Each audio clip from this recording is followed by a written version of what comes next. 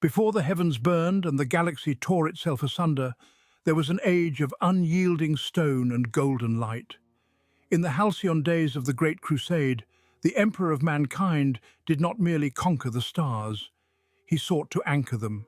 To achieve this monumental task, he required more than generals and warlords. He required a foundation. He required Rogal Dorn.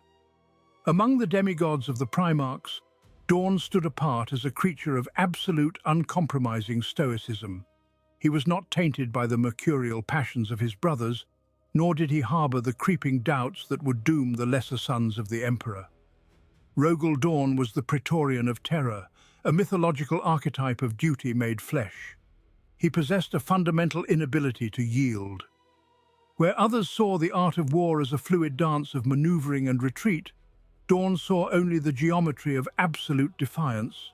He was the literal bedrock upon which the Imperium of man would construct its ultimate defense. This profound rigidity of spirit found its truest expression in the architectural perfection of the Imperial Palace. Behold the walls of Terra as they were first conceived by the Praetorian. They were not merely ramparts of stone and steel, but a physical manifestation of Dorn's own psychological inflexibility.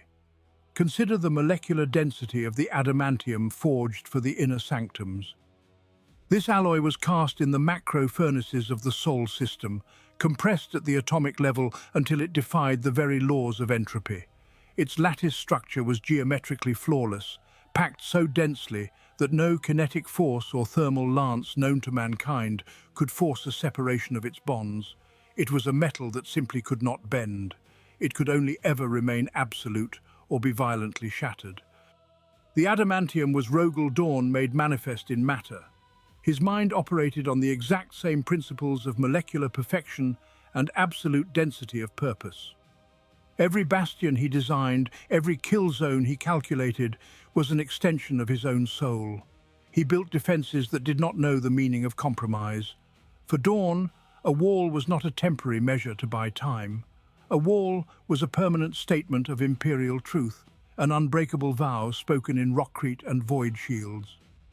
During the apex of the Crusade, it was universally believed that what Dorn had constructed could never be undone. His architectural masterpiece stood as a beacon of eternal security, convincing humanity that their newfound golden age was invulnerable. Yet this absolute perfection harboured a fatal vulnerability. Because neither the adamantium of the palace nor the soul of its architect possessed the capacity to yield, they were entirely unprepared for a storm that defied logic and reason. The galaxy would soon learn the tragic cost of such unyielding perfection. A shadow was gathering in the warp, preparing to hurl itself against the unbreakable wall.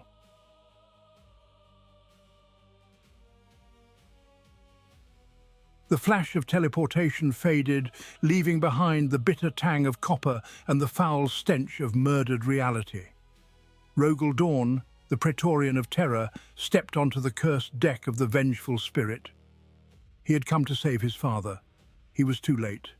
The bridge of the traitor flagship was a slaughterhouse of mythic proportions, choked with the ash of obliterated souls and the psychic backwash of a dying god. There, amidst the ruined grandeur of Horus Lupercal's domain, lay the master of mankind. The Emperor was broken. His divine radiance, once the blinding light of human salvation, was now a flickering, suffocating ember. For Rogal Dorn, the universe ceased to exist in that singular, agonizing heartbeat. His entire existence had been forged for one absolute purpose. He was the shield of the homeworld, the immovable wall against the dark. In that terrible moment, looking upon the shattered ruin of his sire, the wall crumbled. A psychic shockwave of absolute despair tore through Dorn's stoic facade, shattering the perfectionist core of his very soul. He fell to his knees in the shadow of unthinkable failure. The unyielding architect of the Imperium wept, his sorrow echoing in the silent void of his monumental inadequacy. With trembling, gauntleted hands, the Primarch gathered the colossal, ruined frame of the Emperor into his arms. The air was thick with the suffocating smell of ozone and the decaying warp rot of the arch-traitor. Yet it was the sensory agony of his father's ruined flesh that would haunt Dorn until the end of days. The Emperor's blood poured over the Praetorian. It was unnaturally hot, searing with the raw, dying fury of a shattered star. That divine lifeblood sank into the master-crafted auramite of Dorn's armor. It burned through the golden plating, baking itself into the ceramite layers beneath, leaving a permanent, dark stain of crimson failure across the brilliant gold. The physical heat was nothing compared to the fiery brand of guilt stamped upon his conscience. Every drop of that sacred blood screamed of his inability to be where he was needed most. He carried his dying father through the weeping remnants of the throne world, a golden sun drenched in the crimson consequence of his ultimate defeat. His legendary resolve did not simply crack. It disintegrated into an abyss of self-loathing. The survivor's guilt clawed at his sanity, whispering that he should have been the one to face the War Master, that his own life was a worthless trade for the rotting of the Imperial dream. He had built the ultimate fortress, yet the true bastion had been breached from within. As the Emperor was entombed upon the golden throne, a terrifying silence descended upon the Primarch. His golden armor remained tarnished, a deliberate monument to his shame.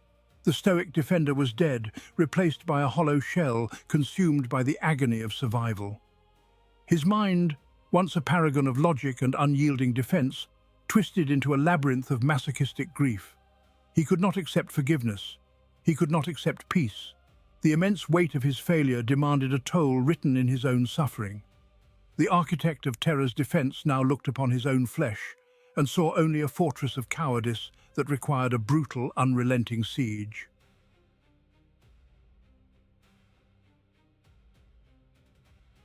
The agonizing weight of his failure drove the Praetorian of Terra to seek not a battlefield, but a sacrificial altar. He found his crucible of torment upon the desolate world of Sebastus IV. There, Perturabo, the Lord of Iron, had constructed a monument to spite, a siren song of steel and suffering designed specifically to draw his brother into the abyss. Rogal Dorn did not stumble into the iron cage in ignorance. He possessed the greatest defensive mind the Imperium had ever forged, and he saw the snare for exactly what it was. Yet he marched his sons directly into the jaws of annihilation. This was no tactical blunder born of arrogance. It was a subconscious, suicidal demand for penance, a desperate need to cleanse his colossal guilt through the medium of absolute agony. Dorn demanded flagellation, and his bitter rival was all too eager to wield the lash.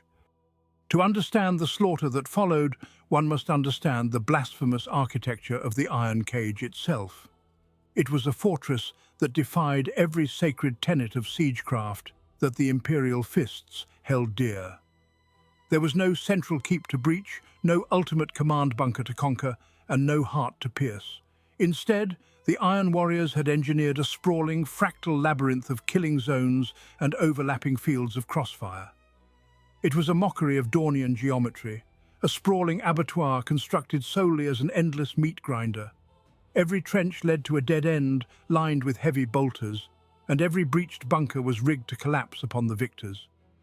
It was a fortress built not to protect a prize, but to slowly, sadistically murder the men who tried to take it.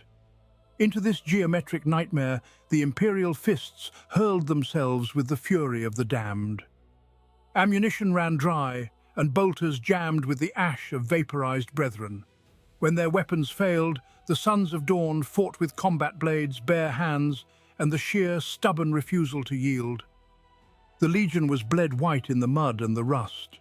For weeks, the two brother Primarchs engaged in a mutually destructive siege, fueled by nothing but pure, unadulterated hatred. Perturabo watched from his distant redoubts, starving the Loyalists of supply and bombarding them into dust, savouring the systemic dismantling of his arrogant sibling.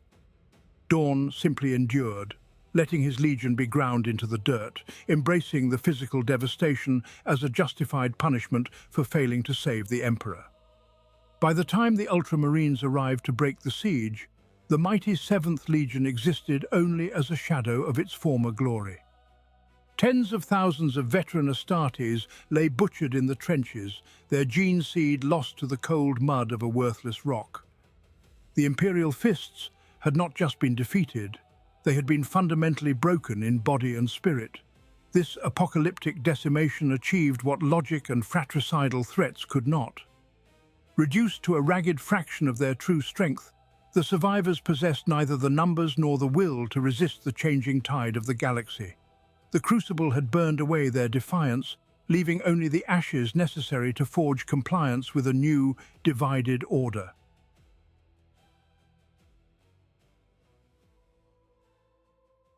The blood of the Imperial Fists had barely dried upon the cursed soil of Sebastus IV, when a new shadow fell across the shattered Imperium.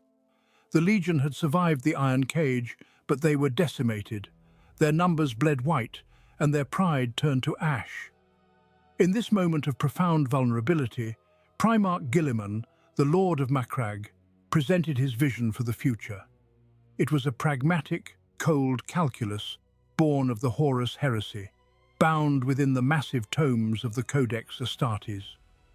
Guilliman decreed that never again could one man command the apocalyptic might of an entire Space Marine legion. The vast brotherhoods of the Adeptus Astartes were to be broken down, divided into chapters of merely 1,000 warriors. To Rogal Dorn, the Praetorian of Terra, this edict was an unforgivable insult.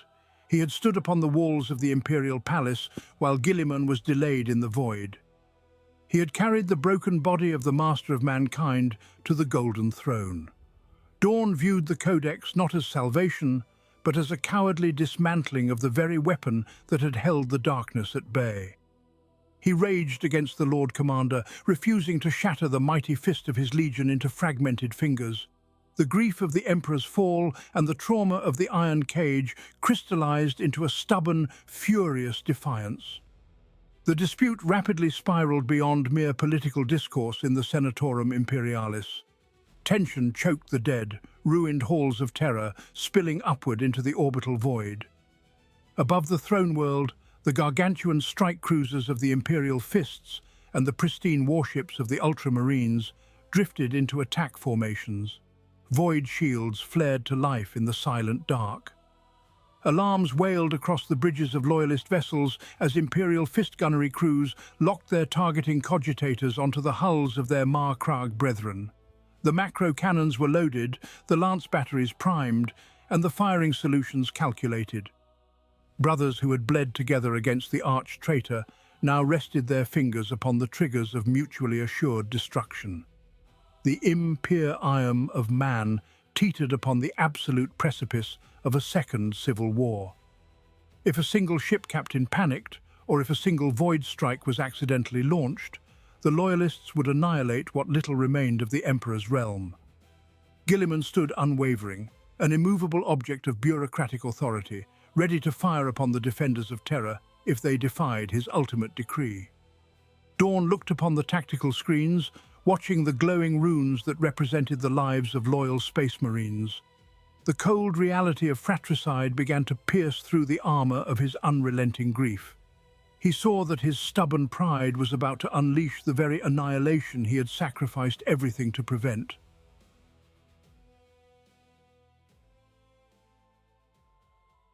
The ultimatum had been met, and the Praetorian finally bowed to the will of Macragge. Before the ruined walls of the Imperial Palace, the greatest defensive force the galaxy had ever known gathered to be broken.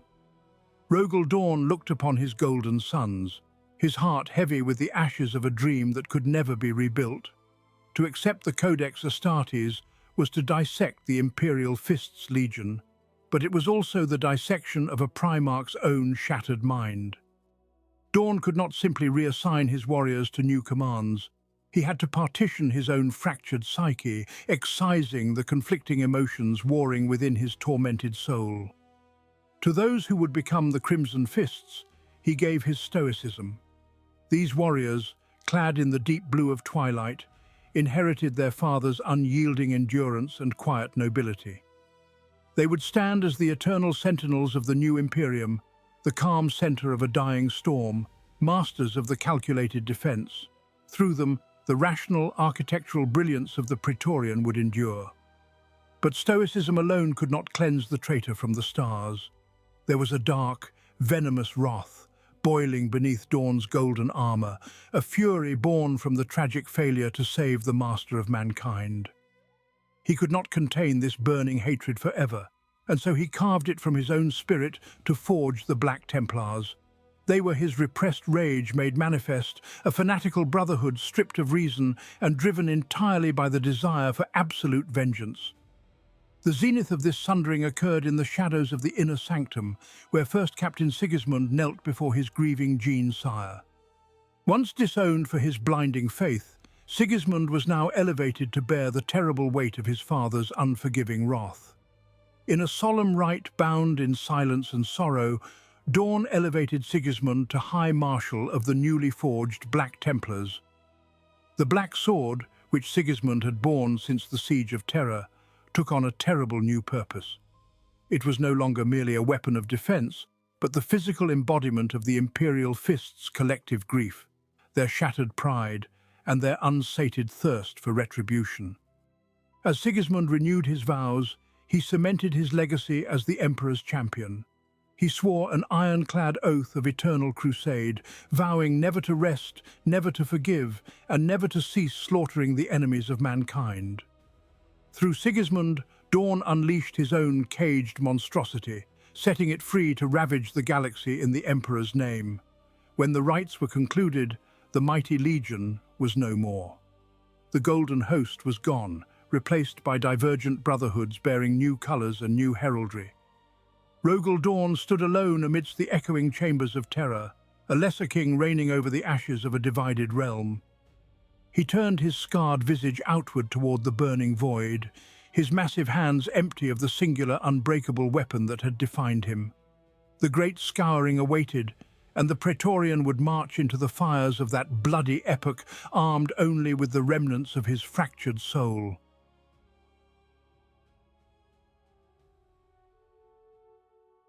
The breaking of his legion was but the physical manifestation of a deeper fracturing. The true torment of Rogal Dorn was not forged in the fires of the iron cage, but in the agonizingly slow crawl of the centuries that followed. One by one, the shining lights of the Emperor's suns flickered and went out. The great scouring claimed its toll not just in blood, but in the very souls of the demigods who led it. Listen to the chronometer of the Imperium as it ticks away the remnants of a better age. In the year 121 of the 31st millennium, Primarch Guilliman fell, his throat slashed by the serpent blade of Fulgrim. The Lord of Markrag was sealed within a stasis field, frozen in the very second of his death.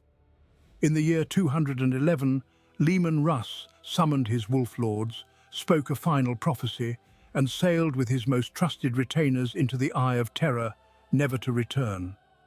Almost 2 centuries earlier, Corvus Corax had been entirely broken by the monstrous mutated remnants of his own making. He spoke a single phrase of absolution before driving his ship into the abyssal rift. Nevermore, the Raven Lord whispered, and he was gone. Vulkan, the great protector, simply vanished into the galactic dark. He left behind nothing but an empty forge and cryptic promises of an eventual return. The timeline marched inexorably forward, leaving Rogal Dorn utterly alone. He was the final loyalist Primarch. He was the sole remaining Titan walking among mere mortals. The grand halls of the Senate Imperialis were once filled with the booming laughter and furious debates of demigod brothers. Now they echoed only with his solitary, heavy footsteps. He was an aging sentinel standing vigil over a dying dream. The Imperium transformed around him into a bureaucratic nightmare of dogma and fear. It was entirely unrecognizable from the enlightened empire he had bled to build. Dorn bore this unbearable weight in total silence. Every edict he signed and every campaign he launched was tainted by the crushing grief of a son who had outlived his entire family. His golden armor lost its luster, reflecting the suffocating darkness of a galaxy slowly tearing itself apart. He became a ghost, inhabiting his own life, driven exclusively by a relentless, punishing sense of duty. He could not rest. He could not falter. He was the Praetorian of Terra, and there was absolutely no one left to share the burden. This tragic, isolated existence defined the final centuries of the Great Builder. It is a sorrowful reality that paints a magnificent portrait of stoic endurance. Yet the question of how this immense, solitary vigil finally came to a conclusion is a fascinating tale of its own. It requires us to look beyond the veil of the immaterium, back to the ancient origins of the lore itself. We must turn the pages of history to understand how the original architects of this grim universe first decreed the end of the Emperor's most unyielding son.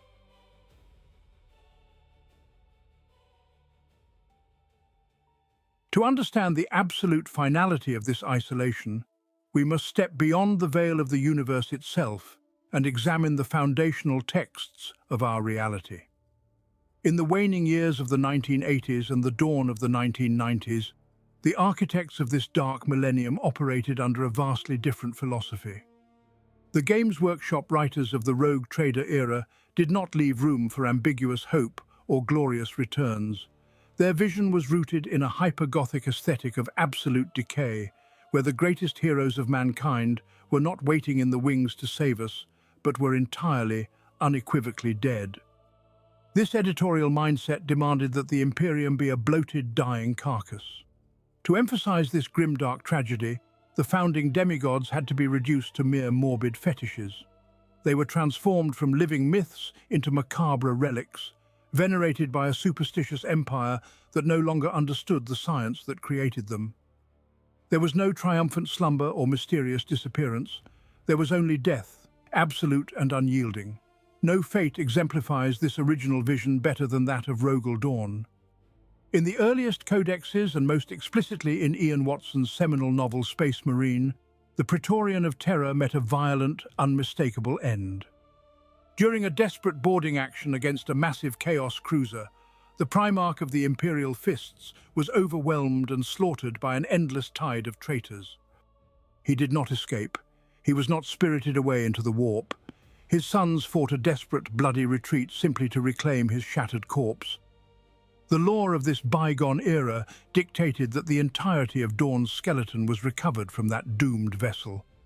His bones were brought back to the phalanx in solemn, agonizing mourning. There, the complete skeletal remains of the mighty Primarch were permanently encased within a massive block of pure, clear amber. This gleaming, morbid monument became the ultimate holy shrine of the Imperial Fists. For 10,000 years, the skeletal hands of Rogal Dorn remained perfectly visible within their golden tomb. It was an established tradition that every chapter master would painstakingly carve the martial deeds of their era directly into the knuckle bones of their fallen father. This macabre art of Scrimshawed served as a constant, tangible reminder that the architect of Terra's defense was permanently reduced to cold bone and fossilized resin. For decades of our real-world time, this skeletal relic was an immutable fact of the universe. Dorn was a masterfully crafted tragedy, completely removed from the active wars of the galaxy. The amber tomb perfectly encapsulated the despair of a setting where all the true heroes had already perished. Yet the tapestry of the dark millennium is never truly static, and the architects of this reality eventually realized that absolute death could be rewritten into something far more ambiguous.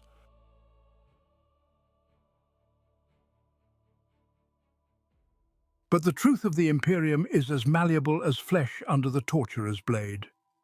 In the shifting tides of the Chronos archives, the grim certainty of a skeletal corpse was deliberately overwritten. A new revelation emerged from the shadows of the later millenniums, reshaping the tragedy of the seventh Primarch. The vast amber prison that once held the shattered remains of Rogal Dorn was wiped from the sacred texts. Instead, a far more agonizing ambiguity was etched into the annals of the Adeptus Terra. When the Imperial Fists scoured the desolate remnants of the Despoiler's fleet, they did not find the broken body of their gene-sire. They found only his severed hands. Deep within the armoured heart of the Star Fortress Phalanx, past the sanctums of the First Company and the vaulted halls of the Reclusium, lies the shrine of the Primarch. Here, in the cold light of zero-point stasis fields, rests the most venerated relic of the bloodline. Two skeletal hands, stripped of flesh and stained with the violence of their removal, are encased within magnificent golden gauntlets. These gauntlets are masterworks of artificer craft, forged from pure auramite and heavily inscribed with the high Gothic litanies of the Legion. Upon the left gauntlet, microscopic engravings list the names of the heroic dead who fell holding the walls of the Imperial Palace during the Great Siege. Upon the right gauntlet, deeply gouged script declares the vows of the Eternal Crusade, an oath of unbreakable defiance against the treacherous dark gods. The severed bones within are perfectly preserved, forever locked in the suspended animation of the shimmering stasis field. Every chapter master of the Imperial Fists must meticulously engrave his own name directly upon the sacred bones before taking command, physically linking his soul to the dismembered remains of his ancient forebear. This profound alteration of the sacred law fundamentally transformed the psychic burden of the chapter. A corpse is a finality, a tragic end that demands nothing but absolute vengeance and silent mourning. Severed hands are a brutal, lingering question that torments the mind. Scholars whisper desperate theories that the Praetorian hacked off his own limbs to escape a demonic trap. Others fear he was taken alive, dragged screaming into the deepest hells of the Eye of Terror to be tortured for 10,000 years. The Sons of Dawn are now forced to worship a relic that whispers of survival, rather than definitively confirming his death. This agonizing uncertainty breeds a dangerous, desperate hope within the traditionally stoic hearts of his lineage. They carve the scrimshaw of dead heroes upon their own bones, forever wondering if their father is still out there in the twisting madness of the abyss, fighting a lone war he cannot possibly win. The glaring absence of his complete body is a spiritual wound that will never truly heal. It is a festering mystery that hangs over every bolter round fired in his revered name. The final, absolute fate of the Praetorian of Terra remains hidden in the darkest reaches of the void, waiting for a terrifying truth to finally be revealed.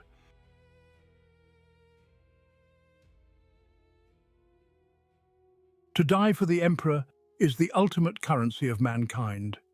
In the sprawling bureaucracy of the Adeptus Terra, a confirmed death is a ledger balanced and a soul accounted for. A martyr is a highly useful asset to the ecclesiarchy. When a hero falls, their blood cements the foundations of the imperial cult, their sacrifice weaponized into holy zeal.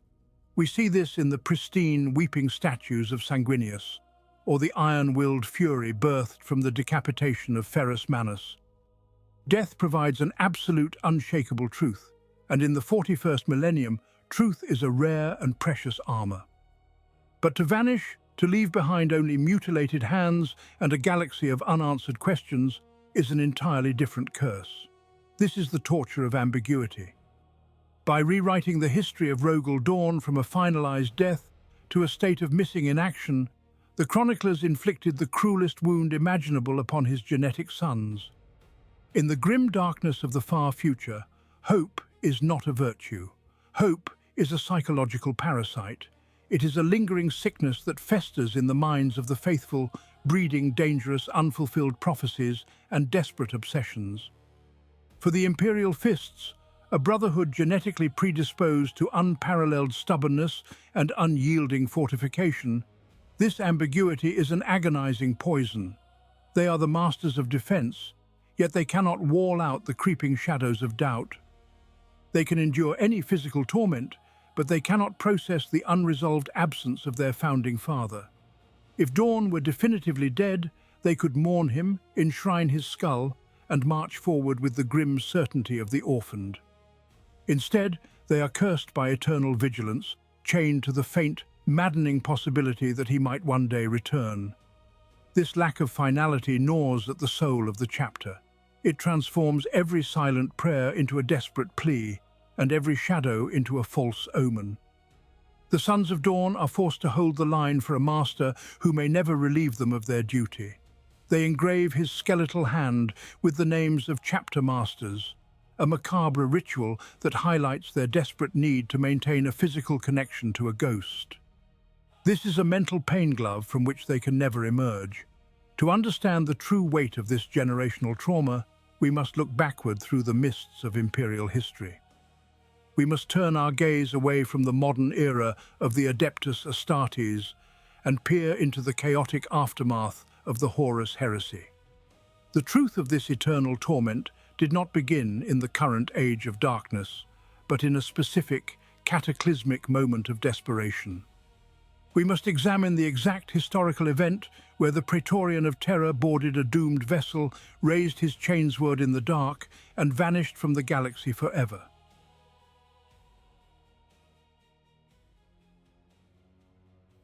The ashes of the Horus heresy had barely settled across the scarred worlds of the Imperium when the nightmare breathed again.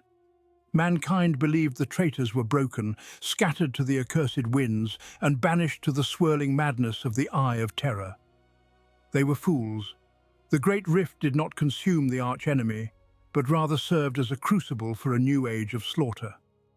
From the fractured remnants of the sons of Horus rose a single towering figure.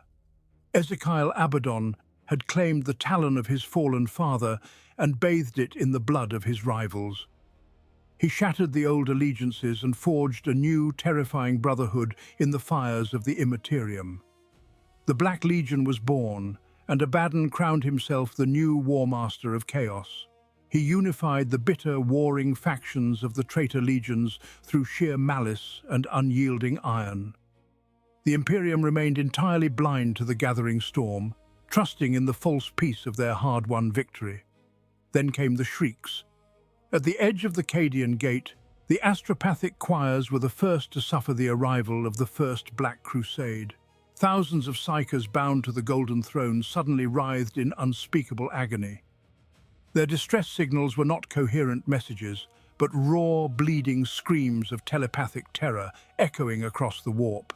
They babbled of a bleeding sky and a void choked with rusted leviathans. The veil of reality tore open with a psychic detonation that shattered the minds of millions. Out of the chaotic rupture vomited a fleet of such staggering scale that it eclipsed the stars themselves. Colossal battleships thought destroyed during the heresy emerged from the tides of the warp, their hulls corrupted by centuries of demonic mutation. This was no mere raiding party of desperate renegades.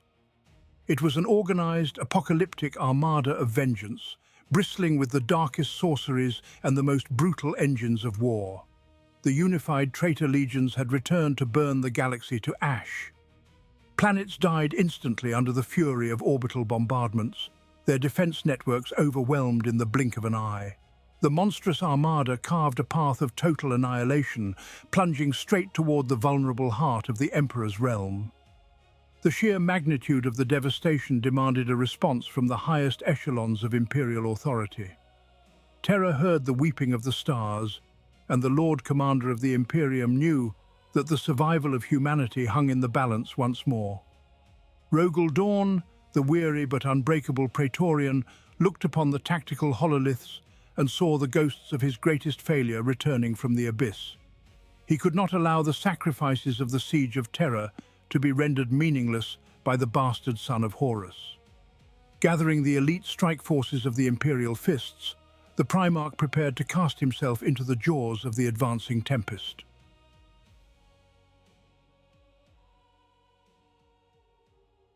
At the vanguard of this nightmare armada rode a leviathan of unimaginable malice. It was the Sword of Sacrilege, a despoiler-class battleship that defied the laws of sanity and physics alike. This was no mere vessel of war, but a floating hellscape that dragged the madness of the Empyrean into the Materium. Its sheer, overwhelming mass eclipsed the stars, casting a shadow of absolute despair across the sector. To gaze upon its immense silhouette was to invite madness into the fragile mortal soul. The ship spanned kilometers of jagged, brutalist architecture, bristling with an armament capable of turning entire worlds to ash. It was an extinction-level threat aimed directly at the vulnerable core worlds of the segmentum. Centuries adrift in the churning tides of the Great Eye had mutated the Sword of Sacrilege far beyond its original imperial design. It had become a biomechanical abomination, a living organism forged of corrupted plasteel and eternal hatred. The vast interior bulkheads wept thick, black blood that pooled endlessly in the labyrinthine corridors. Guttural rhythmic heartbeats echoed through the lower decks, pulsing in terrifying synchronization with the churning plasma drives. Its defense turrets were no longer mechanical constructs sanctioned by the priesthood of Mars. They had been horrifically reforged from bound demon flesh, screaming in endless agony as they spat warp-infused annihilation into the void. More like gun ports gnashed with jagged metallic teeth, hungering for the raw spiritual essence of the Loyalists. An oppressive, suffocating aura of the warp radiated from its blistered hull, poisoning the very vacuum of space around it. Reality itself groaned under the immense metaphysical weight of this blasphemy, buckling as the battleship tore through the cosmic fabric. This was the exact vessel chosen by the dark gods to orchestrate the ultimate doom of a demigod. Legions of traitors and neverborn infested its cavernous holding bays, their collective malice acting as a beacon of terror in the dark. Every single volley from its cursed macro batteries unleashed localized warp storms, effortlessly shattering the rigid defensive formations of the Imperial Navy. Loyalist frigates and cruisers were not simply destroyed by kinetic force, they were wholly consumed by the unnatural energies radiating from the despoiler. The Sword of Sacrilege did not just break fleets, it dismantled the very concept of hope for any mortal who stood in its apocalyptic path. The sheer magnitude of the devastation proved that the arch-enemy had unleashed a weapon of unprecedented world-ending power upon the mortal plane.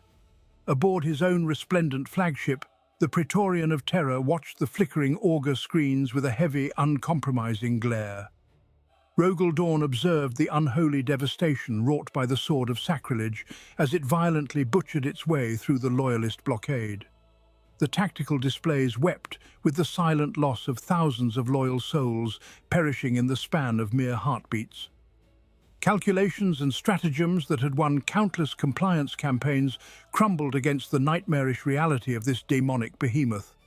The disciplined, rigid geometries of standard Imperial void tactics were suddenly rendered utterly meaningless in the face of such raw, chaotic supremacy. A cold, unyielding truth settled heavily upon the stoic Primarch as the burning remnants of his brave vanguard drifted across the sprawling viewports.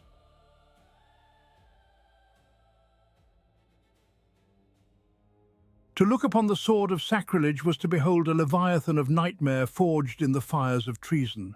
Why then did the Praetorian of Terra not simply command his armada to obliterate the vessel from the safety of the deep void? The answer lies in the cold and unforgiving mathematics of Imperial warfare. Rogal Dorn possessed a mind unclouded by the vainglorious pursuit of honor or the blind rage of vengeance. He calculated the geometry of survival with absolute brutal pragmatism. The void shields protecting the chaotic dreadnought were a layered sequence of interlocking warp barriers. They were too thick to be punctured by conventional macro-cannon salvos. Furthermore, the armament studding the enemy hull boasted a range and devastating yield that would have reduced the Imperial fleet to drifting slag long before they achieved a firing solution. A protracted gunnery duel was a mathematical impossibility. If the ship was allowed to continue its relentless advance, it would eventually bring its apocalyptic payload to the throne world of Terra itself. Therefore, the Leviathan had to be eviscerated from the inside. Dorn embraced the grim tactical imperative of a suicide mission because there was simply no other variable left in the equation. The delivery mechanism for this desperate gamble was the Imperial boarding torpedo. To understand the horror of such an assault is to understand the absolute madness of void warfare. A boarding torpedo is little more than a propelled adamantium coffin. Inside these cramped and unlit cylinders, the Space Marines of the Adeptus Astartes were locked into crash webbing. There was no room to move, no room to breathe, and no view of the terrifying abyss outside. They were blind to the raging cosmic storm, relying entirely on the blind faith of their targeting cogitators. When the launch clamps disengaged, the acceleration was utterly bone-crushing. The journey through the lightless void was a claustrophobic nightmare filled with the deafening roar of plasma thrusters and the rattling of armored bulkheads. Any stray lance strike or point defense laser could incinerate the torpedo instantly, vaporizing its occupants without a single warning klaxon. It was a mechanized purgatory hurtling toward a moving fortress at terrifying velocities. The objective was not merely to strike the enemy, but to survive the catastrophic violence of impact. Melter charges housed within the armored prow were designed to detonate a microsecond before collision. This blast would sear away the outer armor plating, allowing the hardened metallic snout to bury itself deep within the bleeding iron guts of the hostile ship. Only then would the magnetic locks disengage, releasing the furious angels of death into the suffocating darkness of enemy territory. Dorn stood resolute as the launch orders were given, knowing that many of his loyal sons were being fired into the abyss. The blackness of space ignited with the sudden flare of countless exhaust trails. A swarm of armored spears crossed the void in absolute silence, hungry for the tainted metal of the chaotic behemoth. The distance closed with agonizing slowness as the point defense batteries of the dreadnought began to track the incoming swarm.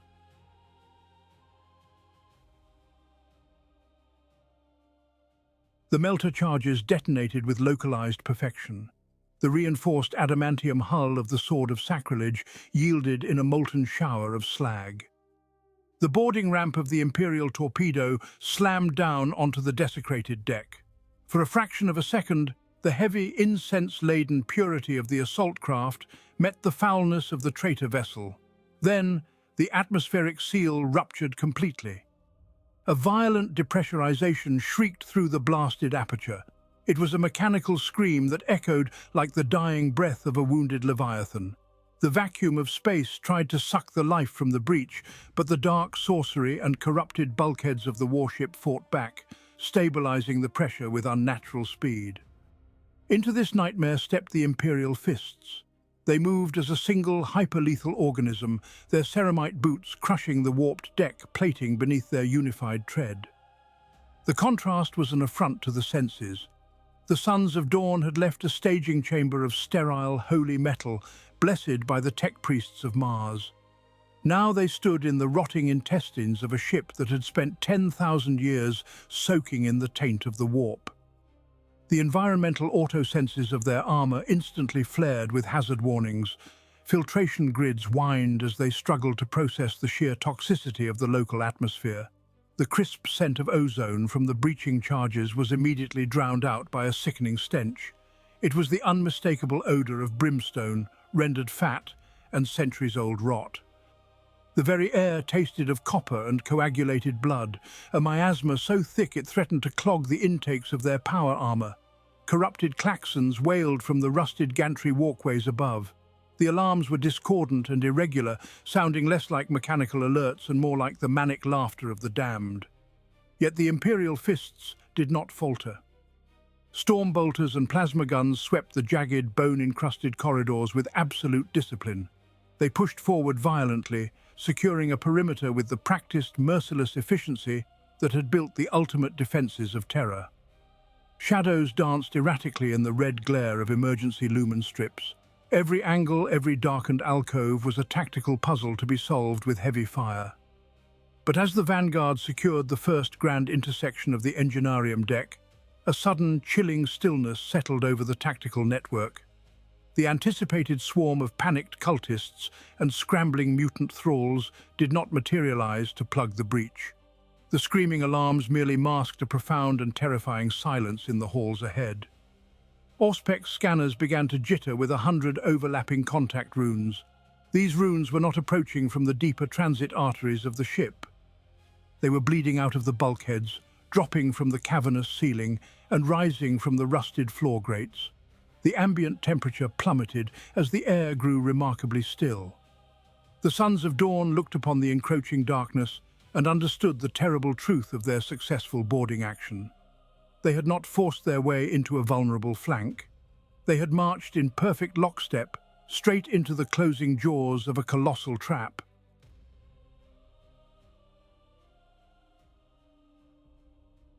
The silence of the derelict vessel was a lie born of heresy. As the vanguard of the Imperial Fists stepped deeper into the suffocating gloom, the very architecture of the ship seemed to writhe and awaken. This was no mere derelict awaiting compliance, but a rusted artery of chaos deliberately engineered as a tomb. Hidden blast doors slammed shut, sealing off the extraction routes and plunging the strike force into absolute claustrophobia. From the shadows, the true nature of the trap was revealed in a symphony of screeching metal and howling madness. Vents tore open, floor plates shifted, and the darkness bled its foul harvest into the narrow corridors. They came not as an opposing army, but as a tidal wave of decaying flesh. Frenzied cultists, mutilated and driven utterly mad by the whispered promises of the ruinous powers, poured from every conceivable crevice. They threw themselves blindly against the golden ceramite of the Adeptus Astartes, heedless of their own miserable lives. In the confined spaces of the lower decks, there was no room to maneuver, no space to even swing a combat blade without striking the rusted bulkheads. Behind this shrieking tide of humanity marched the true architects of the ambush, towering Chaos Space Marines, whose corrupted armor fused perfectly with the twisted aesthetics of the cursed vessel. They used the suffocating environment to their absolute advantage, funneling the loyalists into gruesome choke points where the sheer weight of numbers could drown even the mighty sons of Dawn. It is a fundamental truth of war that even the most blessed mechanisms have their physical limits. The Holy Bolter is the wrath of the Emperor made manifest, a weapon designed to obliterate the foes of mankind with mass reactive fury.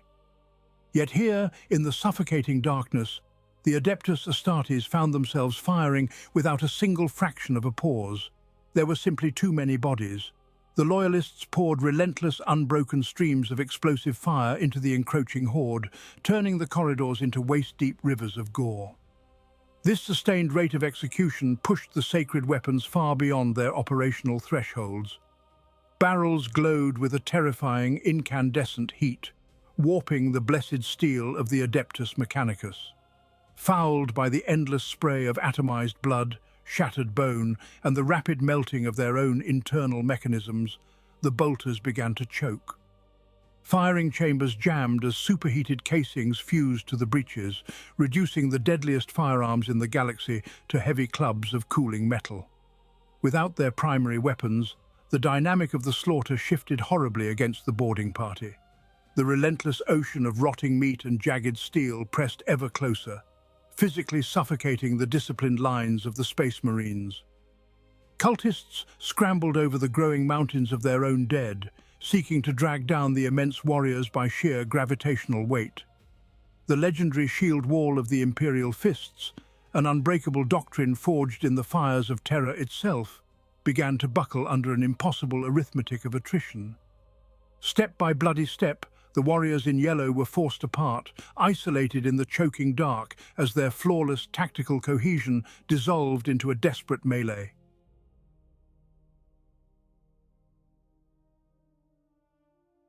The disciplined phalanxes of the Imperial Fists fractured under the sheer weight of the unending ambush.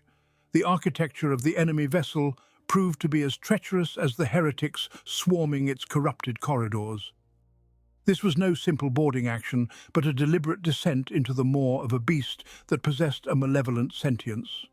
Grinding deck plates groaned in protest as the ship contorted itself, shifting the very geometry of the battleground. Its singular, hateful purpose was to isolate the absolute apex of the Imperial thrust. Endless tides of twisted crewmen and warp-spawned monstrosities hurled themselves blindly against the golden armor of the Space Marines.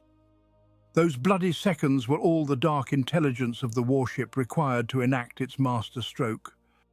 Through the choking fog of vaporized blood and caustic propellant smoke, Rogal Dorn carved a relentless path forward.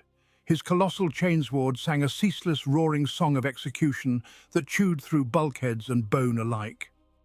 But the suffocating mass of rotting flesh and mutated muscle wedged itself brutally between the Primarch and his most loyal sons. For every gibbering horror the Praetorian felled, a dozen more slithered over the corpses to take its place. They acted as a living, breathing barricade of sacrificial meat. The distance between the stoic lord of the 7th Legion and his elite Huskarls grew from mere paces to an unbridgeable gulf of screaming foes. Then came the true, irreversible stroke of disaster.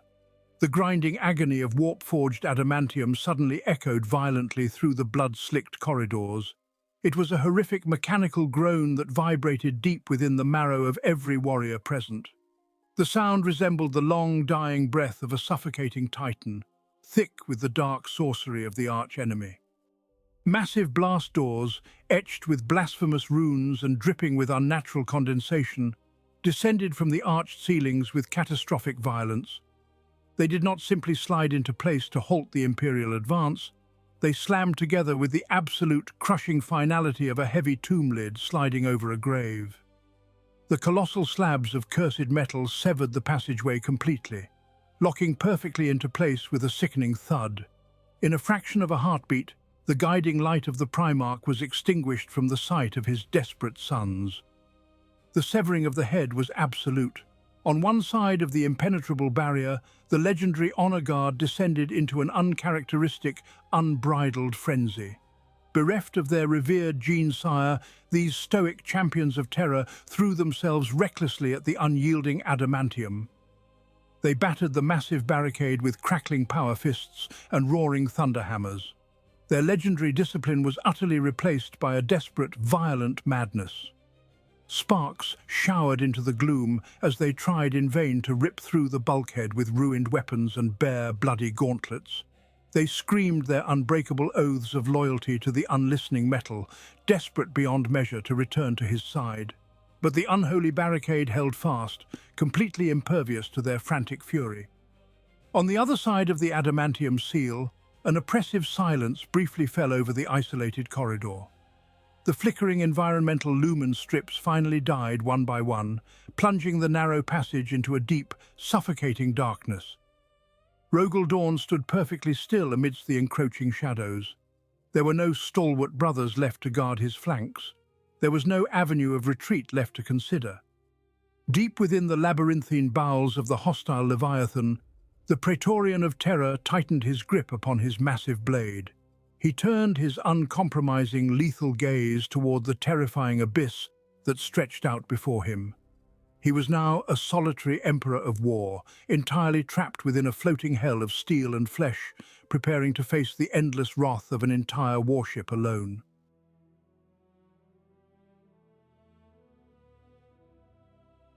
To the warriors of the 7th Legion locked beyond the impregnable bulkhead, the universe suddenly shrank to a single, horrifying sensory input. The Supreme Command VoxNet was entirely dead. Where moments before the encrypted channel had sung with the resolute, anchoring baritone of Rogal Dorn, there was now only the cold, mechanical hiss of absolute static. It was a profoundly unnatural sound that gnawed at the sanity of the transhuman warriors. For an Imperial Fist, tactical communication is as vital as the rhythmic beating of their primary and secondary hearts. Every squad, every battle brother, operates as a single, perfectly calibrated organism bound by the ceaseless flow of Auspex data and spoken commands.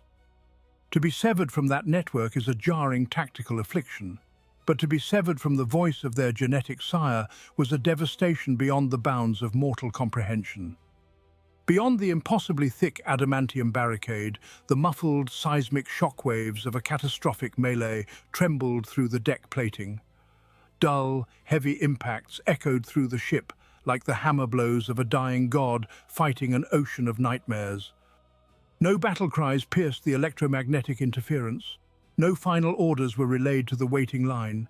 There was only the terrible, suffocating white noise weeping from their helm speakers.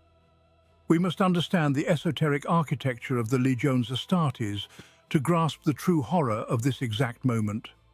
A Space Marine is not merely a soldier conditioned to follow a superior officer. He is a biological weapon forged directly from the genetic alchemy of his Primarch. There exists an intrinsic, almost metaphysical tether between the gene-sire and his progeny. When a Primarch takes the field of war, his mere presence radiates a profound command aura that stabilizes the deep psycho-indoctrination of his sons. It elevates their transhuman courage, synchronizes their tactical aggression, and grounds their minds in an absolute, unshakable certainty. The sudden, violent absence of that aura does not merely cause battlefield confusion. It induces a visceral, uncontrollable biological panic. It is the psychological equivalent of a sudden atmospheric vacuum, a violent ripping away of the soul's foundational gravity. Without the stabilizing, anchoring presence of the Praetorian, the finely tuned emotional suppressants of the Imperial Fists began to cascade and fail. The white noise in their ears mirrored a rising psychic static, eroding the stoic discipline that defined their very identity. They were no longer the unbreakable defenders of the Emperor's realm. They were terrified, orphaned sons trapped in the suffocating dark. The muffled detonations from the unseen battle chamber grew increasingly violent, shaking the dust from the vaulted ceilings. Each fresh tremor in the hull was a spike of raw agony in the minds of the locked legionaries. The unbroken silence of the command vox mocked their complete impotence. Generations of tactical restraint and defensive perfection evaporated in the face of this primal, consuming terror. Centuries of codified protocols and rigid siege doctrines were instantly cast aside into the void of the dead channel. The impeccably disciplined firing lines of the yellow-armored giants shattered into a chaotic mob. Driven mad by the silence, the warriors of the 7th Legion threw themselves bodily against the unyielding metal of the sealed blast door. Reason had died the exact moment their father's voice vanished. All that remained in their engineered blood was a feral, self-destructive compulsion to tear through the impenetrable iron.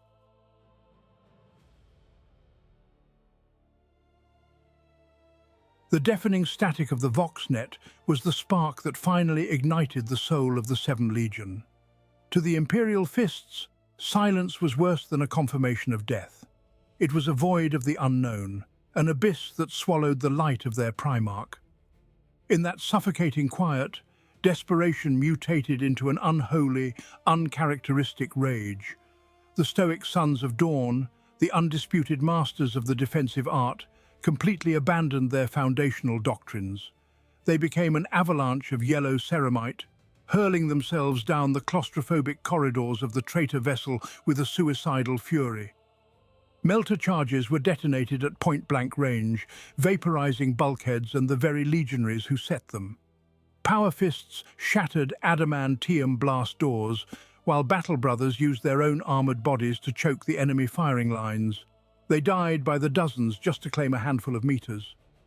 Blood painted the walls in thick crimson smears as the sons of the Praetorian tore through the ship like rabid beasts. Consider the magnitude of this psychological collapse. For centuries, the Imperial Fists defined themselves by their unbreakable discipline. They were the wall upon which the enemies of mankind broke, the calculating architects of siege and fortification who possessed an almost mechanical patience. To see them now was to witness a horrifying inversion of their very nature. In this blood-soaked charge, there was no tactical formation, no measured advance, no overlapping fields of fire. They fought with a mindless berserker frenzy that bore a sickening resemblance to the slaughter of the World Eaters. The mere possibility of losing Rogal Dorn had shattered the bedrock of their identity, proving that beneath their cold, stoic exterior beat the hearts of desperate, grieving sons. The defensive wall did not merely fall, it exploded outward, crushing everything in its path through sheer, blinding panic. Traitor legionaries who expected a methodical counterattack were instead overwhelmed by a tide of screaming, weeping giants. Chainswords chewed through flesh and bone until their teeth snapped. Bolters roared until their barrels melted from the heat of sustained fire. When their ammunition ran dry, the fists used the empty weapons as bludgeons, crushing traitor skulls in a macabre display of primal violence. Every step forward was paid for with a tithe of loyalist lives. They waded through the waist-deep gore of their own dead, driven by a singular, agonizing imperative to reach their father. The labyrinth of the desecrated strike cruiser yielded to their maniacal butchery. Corridor by corridor, chamber by chamber, they carved a path of utter ruination toward the command deck. Through the smoke and the slaughter, the surviving vanguard finally reached the massive, scorched archway of the bridge. With a unified, roaring effort of shattered power weapons and bloody bare hands, they tore the final blast doors off their hinges, stepping over the threshold to gaze upon the unthinkable.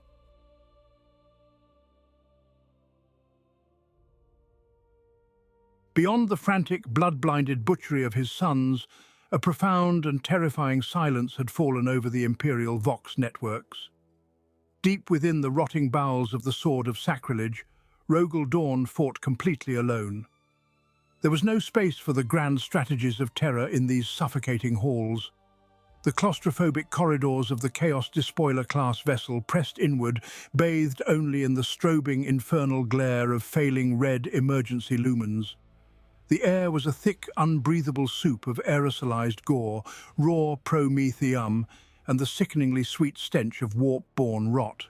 Deafening staccato roars of corrupted bolt-gun fire echoed off the rusted bulkheads, shaking the very deck plating beneath the Primarch's boots. He was a lone golden giant, drowning in a relentless ocean of filth. From the shadows poured a ceaseless tide of Khorne berserkers, twisted warp mutants, and heavily armored traitor legionaries. They did not fight with martial pride, nor did they offer the Praetorian a champion for a worthy duel. They threw themselves at him with the mindless, gnashing hunger of rabid hounds sensing a wounded lion. Against this unending wave, Dorn wielded his colossal chainsword, Storm's Teeth. The mighty weapon roared a defiant mechanical hymn as it bit deep into ancient ceramite, corrupted flesh, and hardened bone. With every sweeping strike, the Primarch reaped a terrible toll, painting the scarred iron walls with the dark, corrupted blood of his fallen brothers. Yet even the masterwork weaponry forged by the artisans of terror had its limits against the infinite malice of the warp. He ground the immense blade through overlapping chest plates and reinforced spine cords until the ancient motor shrieked in agonizing protest. Under the sheer, impossible mass of traitor armor, the adamantium teeth of the legendary chainsword violently shattered. Jagged fragments of razor-sharp metal exploded outward, blinding the front ranks of attackers as Storm's Teeth was suddenly reduced to a ruined, lifeless cudgel. Dorn did not hesitate, immediately wielding the broken mass of heavy metal with a primal, desperate fury. His resplendent golden armor, once the shining beacon of the Imperium's ultimate defense, was now cracked, deeply gouged, and weeping from countless grievous wounds. Here, in the forgotten dark of a heretic warship, the romanticized illusions of heroic glory and noble sacrifice were viciously stripped away. There was no arch-villain waiting to test his resolve, no singular champion of chaos to claim the glory of his soul. Instead, the Praetorian of Terra was fed into a nameless, grinding maw of absolute attrition. He was drowned in a sea of faceless bodies. The anatomy of a demigod's death is a horrific thing to witness. Even a Primarch possesses limits, a distant threshold where superhuman physiology finally buckles beneath the unbearable weight of sheer numbers. The heretics did not fight with martial pride or tactical brilliance. They threw themselves onto his blade by the hundreds, weaponizing their own slaughtered corpses to hinder his movements. With every swing of his mighty chainsword, the crushing tide only grew thicker. Slowly, agonizingly, the peerless auramite of his armor began to fail. Ceramite shattered under the cumulative impact of 1,000 frantic blows. Corroded knives and poisoned blades found the microscopic vulnerabilities in his joint seals. Filth and toxic sludge seeped into his bloodstream, taxing an immune system designed to conquer worlds. His legendary endurance was pushed past the realm of impossibility. His lungs burned as the recycled air filters clogged with the ash and blood of his endless executioners. His muscles, capable of tearing dreadnoughts limb from limb, screamed in the agony of absolute exhaustion. This was the ultimate bitter tragedy of the Imperial Fists' grand philosophy. Dorn had taught his sons that an unbreakable defense could weather any storm. Here, in the choking dark of a desecrated battleship, the universe proved him wrong. Even the most magnificent wall will eventually crumble if battered by enough corpses. The sheer volume of the dead became an inescapable prison. He fought until the blade motors seized, choked with the marrow of traitors.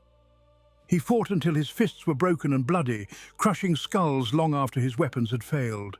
Yet the horde pressed inward, a suffocating avalanche of screaming cultists and crazed legionaries dragging him down into the bloody deck. The Sword of Sacrilege, wounded beyond all capacity to endure, finally began to tear itself apart from the inside out. Deep within the vessel, The dark, mechanical heart of its warp drives flared with catastrophic instability. The barriers between real space and the Imperium fractured. Raw madness bled through the ruptured bulkheads in cascading waves of unnatural color. Gravity generators failed in spasmodic fits, turning the slaughter into a terrifying floating maelstrom of frozen blood and severed iron. At the center of this collapsing hellscape stood Rogal Dorn. His golden armor was shattered, weeping thick transhuman blood from 1,000 minor wounds. Yet still he fought. He was a drowning man swinging his chain blade into an endless ocean of corrupted ceramite. The sheer weight of the traitorous dead and the frenzied living pressed upon him from all sides. They clawed at his limbs, dragging the Praetorian down, burying him beneath a groaning mountain of mutated flesh and jagged steel. To the Imperial Fists, fighting desperately to breach the outer blast doors of the chamber, the final moments of their gene-sire remain a horrific blur. Through the sparks of melting adamantium and the swirling mists of etheric bleed, they caught their last glimpse of the golden giant.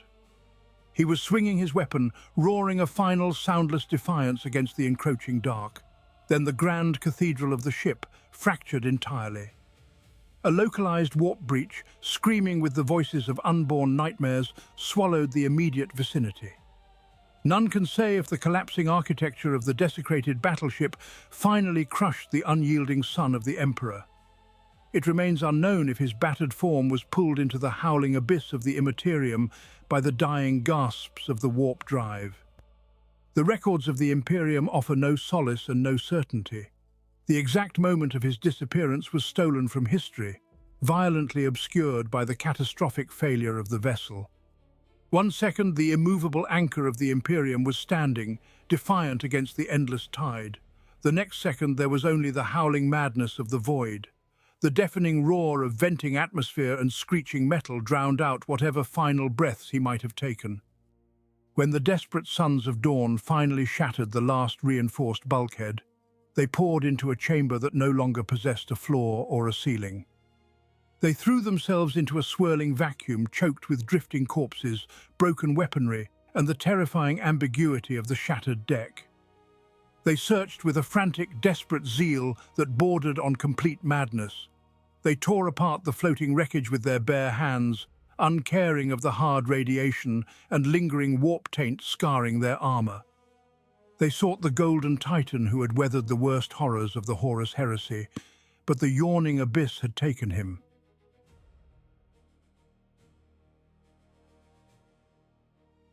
Consider the fate of his brothers. Sanguinius perished in a mythic clash of gods and monsters, his sacrifice illuminating the darkest hour of the species. Ferrus Manus was struck down in the tragic throes of betrayal, beheaded by the brother he loved most. Their ends were the stuff of legend, punctuated by sweeping monologues and the cruel laughter of dark gods. For Rogal Dorn, there was no such cinematic climax. There was no arch-villain waiting to test his resolve, no singular champion of chaos to claim the glory of his soul. Instead, the Praetorian of Terra was fed into a nameless, grinding maw of absolute attrition. He was drowned in a sea of faceless bodies. The anatomy of a demigod's death is a horrific thing to witness. Even a Primarch possesses limits, a distant threshold where superhuman physiology finally buckles beneath the unbearable weight of sheer numbers.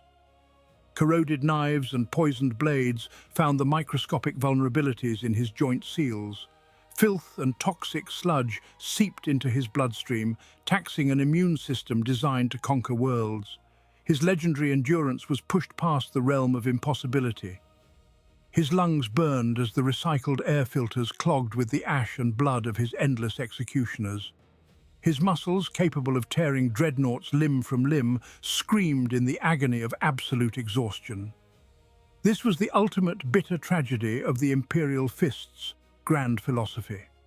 Dorn had taught his sons that an unbreakable defense could weather any storm. Here, in the choking dark of a desecrated battleship, the universe proved him wrong. Even the most magnificent wall will eventually crumble if battered by enough corpses. The sheer volume of the dead became an inescapable prison. He fought until the blade motors seized, choked with the marrow of traitors. He fought until his fists were broken and bloody, crushing skulls long after his weapons had failed. Yet the horde pressed inward, a suffocating avalanche of screaming cultists and crazed legionaries dragging him down into the bloody deck. The darkness surged forward, burying the golden giant beneath a mountain of jagged steel and rotting flesh. In the chaotic climax of the doomed boarding action, the compartment violently decompressed. The shrieking void rushed in to claim the battered remnants of the battlefield. The nameless horde was sucked out into the cold expanse of the void, and with them went the Praetorian.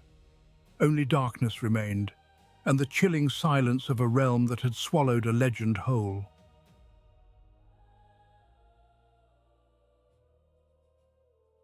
The end did not come with the clean stroke of a duelist. It arrived in a grinding agony of shrieking metal and suffocating darkness.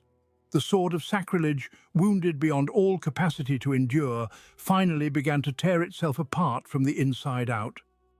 Deep within the vessel, the dark mechanical heart of its warp drives flared with catastrophic instability. The barriers between real space and the Empyrean fractured. Raw madness bled through the ruptured bulkheads in cascading waves of unnatural color. Gravity generators failed in spasmodic fits, turning the slaughter into a terrifying floating maelstrom of frozen blood and severed iron. At the center of this collapsing hellscape stood Rogal Dorn. His golden armor was shattered, weeping thick transhuman blood from 1,000 minor wounds. Yet still he fought. He was a drowning man, swinging his chain blade into an endless ocean of corrupted ceramite. The sheer weight of the traitorous dead and the frenzied living pressed upon him from all sides. They clawed at his limbs, dragging the Praetorian down, burying him beneath a groaning mountain of mutated flesh and jagged steel. To the Imperial Fists, fighting desperately to breach the outer blast doors of the chamber, the final moments of their gene-sire remain a horrific blur. Through the sparks of melting adamantium and the swirling mists of etheric bleed, they caught their last glimpse of the golden giant. He was swinging his weapon, roaring a final soundless defiance against the encroaching dark. Then the grand cathedral of the ship fractured entirely. A localized warp breach, screaming with the voices of unborn nightmares, swallowed the immediate vicinity. None can say if the collapsing architecture of the desecrated battleship finally crushed the unyielding son of the Emperor. It remains unknown if his battered form was pulled into the howling abyss of the Imperium by the dying gasps of the warp drive. The records of the Imperium offer no solace and no certainty. The exact moment of his disappearance was stolen from history, violently obscured by the catastrophic failure of the vessel. 1 second, the immovable anchor of the Imperium was standing defiant against the endless tide. The next second, there was only the howling madness of the void. The deafening roar of venting atmosphere and screeching metal drowned out whatever final breaths he might have taken. When the desperate sons of Dawn finally shattered the last reinforced bulkhead, they poured into a chamber that no longer possessed a floor or a ceiling. They threw themselves into a swirling vacuum choked with drifting corpses, broken weaponry, and the terrifying ambiguity of the shattered deck. They searched with a frantic, desperate zeal that bordered on complete madness. They tore apart the floating wreckage with their bare hands, uncaring of the hard radiation and lingering warp taint scarring their armor. They sought the golden titan who had weathered the worst horrors of the Horus heresy, but the yawning abyss had taken him. What they found instead, drifting in the freezing and silent dark, would forever scar the soul of the 7th Legion.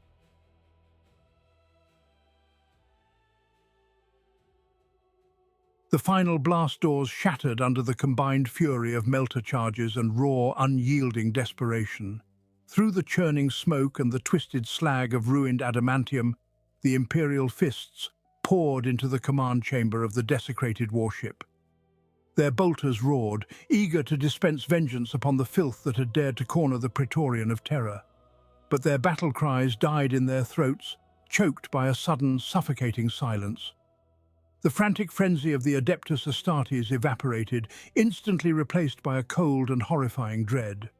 The chamber was a charnel house, choked with a mountain of slaughtered traitors. Limbs and armor lay in bloody ruin, a testament to the apocalyptic violence Rogal Dorn had unleashed in his final stand. The air itself was thick, heavy with the sickening metallic taint of the warp and the copper stench of spilled blood. Yet amidst the staggering carnage, the Sons of Dawn found nothing but a devastating emptiness.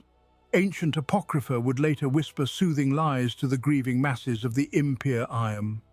Old tales claimed the Fists recovered their father in his entirety, presenting a complete skeleton encased in purest amber. Such tales are but the fragile shields of mortals who cannot fathom the true horrors of the galaxy. The grim truth, recorded only in the darkest vaults of the Phalanx, is infinitely more cruel. There was no triumphant recovery. There was no holy corpse to venerate.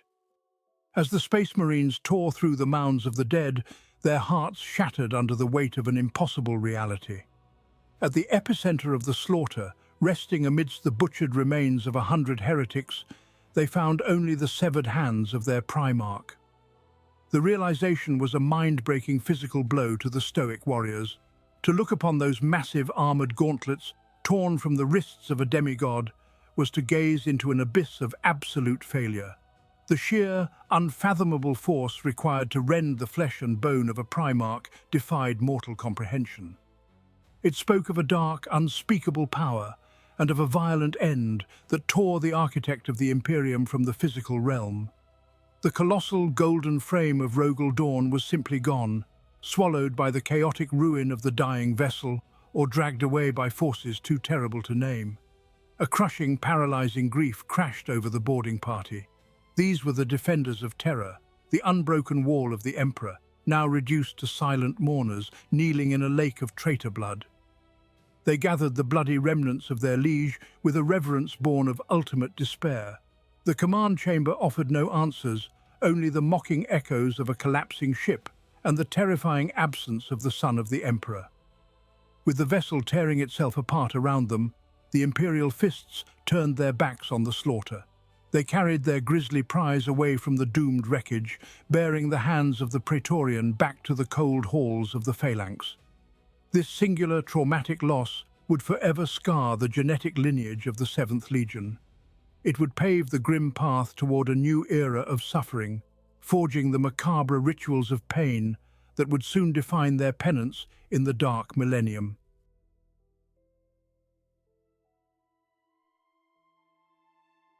They returned to the Phalanx not as victorious sons, but as broken orphans bearing the ultimate testament of their inadequacy. Only the severed hands of Rogal Dorn had been clawed back from the abyss, a gruesome harvest that shattered the bedrock of the chapter. Born into the deepest sanctums of the great Starfort, the flesh was carefully stripped away until only the unyielding bone remained. These skeletal remnants were encased within a humming stasis field, enshrined forever at the very heart of the Imperial Fists fortress. Yet this was no mere memorial to a fallen demigod. It became the focal point of a macabre and solemn ritual that would forever define the successors of the Praetorian. Upon his ascension, every new chapter master is bound by a sacred, agonizing duty to physically carve his own name and heraldry directly into the bones of his gene-sire.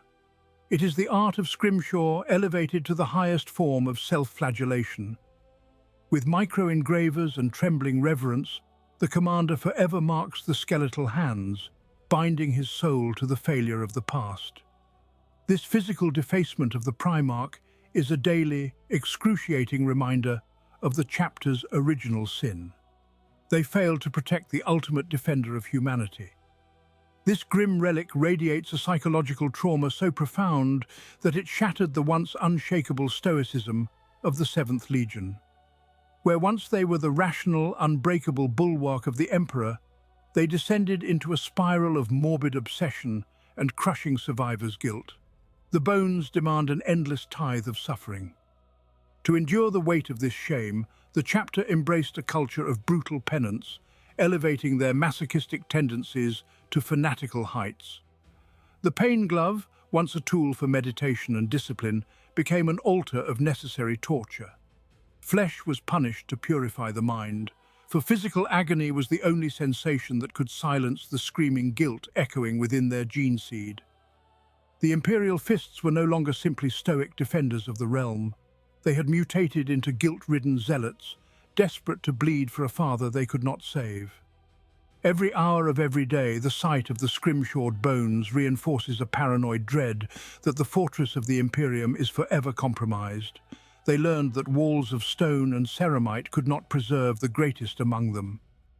This festering grief, married to an overwhelming terror of total annihilation, began to twist the strategic doctrines of the chapter. If the Praetorian could fall, then the Imperium itself teetered on the precipice of absolute ruin. Driven by the ghosts of the Sword of Sacrilege and the silent judgment of the skeletal hands, the masters of the phalanx turned their minds to the unthinkable.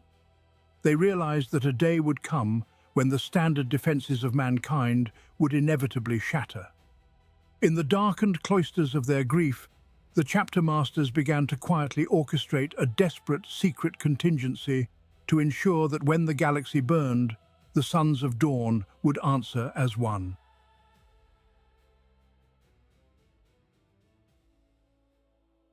The Scrimshawed bones of their Primarch were not merely relics of grief, but catalysts for a paranoia that would consume his genetic line. With Rogal Dorn torn from them, the Imperial Fists and their newly forged successor chapters found themselves adrift in a galaxy that had already burned their father's dream to ash.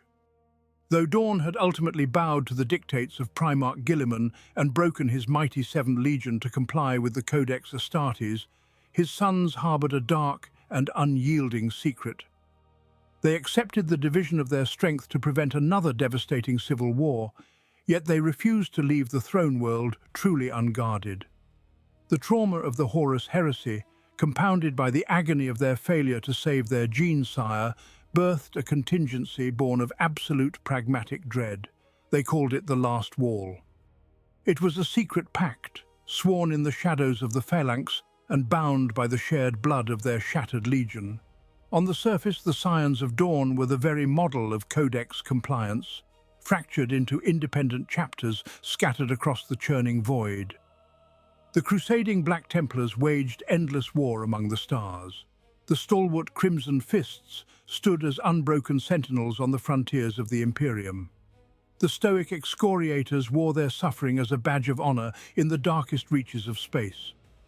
Legally, they were separate entities divided by heraldry and thousands of light years. Practically, they were a dormant behemoth, waiting for the darkest hour to awaken. The protocol of the Last Wall was as simple as it was treasonous. If Terra was ever again threatened with total annihilation, if the enemies of mankind ever breached the Sol system in force, the dictates of Guilliman would be cast aside. Every successor chapter sharing the blood of Dawn was commanded to abandon their individual oaths, forsake their independence, and converge upon the throne world. There, they would cast aside their divergent colors and reunite as the true Seventh Legion, answering to a single supreme commander. They would become the ultimate bulwark, a sheer wall of ceramite and defiance raised to ensure that the horrors of the Siege of Terra would never be repeated. This clandestine decree was the ultimate manifestation of their inherited trauma. Dawn's absence had not softened his sons, but rather hardened them into creatures as rigid and unforgiving as the Praetorian was in his bleakest, most desperate moments. The Last Wall was a monument to their collective guilt, a failsafe constructed by warriors terrified of failing a second time. They would see the entire galaxy burn before they allowed the Imperial Palace to fall. Yet as the millennia dragged on, this desperate, unyielding oath stood in stark relief against the wider cosmos. While the Sons of Dawn remained chained to their absolute loss, perpetually braced for the death of the Imperium, others among the Emperor's faithful dared to look beyond the immediate shadow of ruin, maintaining a fragile flame of hope in the dark.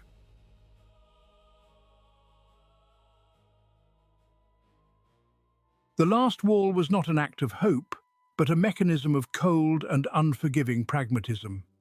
While other lineages cling to the prophecies of their fallen fathers, the Sons of Dawn are forced to inhabit a terrifyingly empty cosmos. Look to the primal warriors of Fenris, The space wolves howl into the frozen night, their hearts burning with the absolute certainty that Leman Russ will return for the final battle of the wolf time. Look to the secretive lords of the Dark Angels. Deep within the shattered asteroid fortress of the Rock, they guard a secret truth that the lion merely sleeps in the dark, waiting for the hour of his awakening. Even the tragic sons of Baal, the Blood Angels, are never truly severed from Sanguinius. They commune with their great angel through the psychic agony of the Black Rage, sharing his final, glorious moments in an eternal loop of blood and madness. The Imperial Fists possess none of these mythic comforts. When a son of dawn reaches out with his soul, searching for the guiding light of his gene-sire, he finds only a grim and echoing silence. There is no messianic prophecy waiting to be fulfilled. There is no grand return promised in the margins of their codices. There is only the crushing weight of inherited guilt and the eternal demands of duty. To endure this philosophical void, the Imperial Fists have stripped away the vulnerabilities of hope. They have replaced the spiritual guidance of a Primarch with the cold certainty of stone, the rigid architecture of cast iron, and the searing clarity of the Pain Glove. In the depths of the phalanx, initiates and veterans alike subject themselves to this horrific neural torment. They do not do this to commune with the divine, but to burn away the grief of their abandonment. The Pain Glove teaches them that the universe offers nothing but suffering, and that a true warrior must learn to weaponize his own endurance. This singular reliance on harsh discipline extracts a terrible toll upon their humanity. It molds them into some of the most emotionally stunted transhumans in the Imperial war machine. They are men of mortar and ceramite, incapable of processing their foundational trauma through anything other than violence and stoic martyrdom. They are unbreakable because there is nothing left inside them that can be broken. They are an army of orphans who have accepted that their father is never coming home. Yet the galaxy is vast, and the minds of men abhor an absolute void. Even as the Imperial Fists punish themselves for the failures of the past, quiet voices across the Imperium refuse to let the Praetorian die in the darkness. Rumors begin to circulate through the whispered networks of the Inquisition and the hidden archives of terror. Fragments of truth and desperate fabrications start to bleed together. Where the chapter finds only an ending, others begin to look at the missing corpse of Rogal Dorn and see the shadow of a far greater mystery.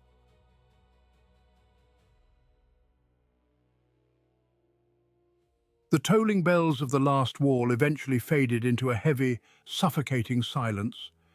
Yet in the shadows of that profound grief, a spark of defiant denial began to take root. We look upon the illuminated biological schematics of the Emperor's gene-crafted sons and realize the absurdity of mortal conclusions.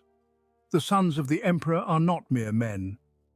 They are demigods woven from arcane alchemy and warp-infused genetics. To claim the Praetorian of Terra perished aboard the Sword of Sacrilege demands a corpse. The absolute absence of his body remains the greatest paradox in the annals of the Imperial Fists. Let us examine the physical reality of Primarch biology. Their transhuman flesh can withstand the absolute zero and boiling radiation of the void. Their hyperdense bone structure and miraculous regenerative organs have allowed them to survive decapitation attempts, atmospheric re-entry, and the catastrophic loss of limbs. To believe that the Lord of the 7th Legion succumbed solely because he was overwhelmed by numbers defies the very foundation of his genetic creation. When the Retribution Force breached the chaotic, twisted interior of the Black Legion battleship, they found no fallen giant. They found only blood-soaked decking and the skeletal remnants of Rogal Dorn's severed hand. To ordinary mortals, this gruesome discovery would signify the absolute end. For a being designed in the gene laboratories of terror, flesh is a weapon, and limbs are resources to be spent in the pursuit of victory. Consider the lowly desert reptile that sheds its own tail to escape the jaws of a predator. Now elevate that desperate biological imperative to the grimdark scale of a demigod. It is entirely plausible that Dorn, pinned beneath the crushed bulkheads of the ruined ship or bound by the corrupted chains of the arch-enemy, chose the unthinkable. He may have deliberately severed his own hand to free himself from the rubble and evade his executioners. He left behind the only physical anchors that bound him to death, choosing unimaginable agony over capture. As we juxtapose the sheer resilience of transhuman anatomy against the vast, labyrinthine architecture of that chaos vessel, a stark truth emerges. The Sword of Sacrilege was a continent-sized monstrosity of shifting metal and warp-spawned corridors. To thoroughly confirm a kill within that immense darkness without securing the corpse is a logistical impossibility. The recovery of his skeletal fists is not undeniable proof of his demise. It is merely a testament to an escape born of supreme violence. The sons of Dorn have wept for a father they believe to be dead, yet the emptiness of his tomb whispers of a different reality. If his flesh was willing to tear itself apart for survival, then the mind that commanded it may yet endure in the dark places of the galaxy. The absence of his corpse does not close the book on his legend. It opens a terrifying door to the unknown, setting the stage for a truth the Imperium is barely ready to comprehend.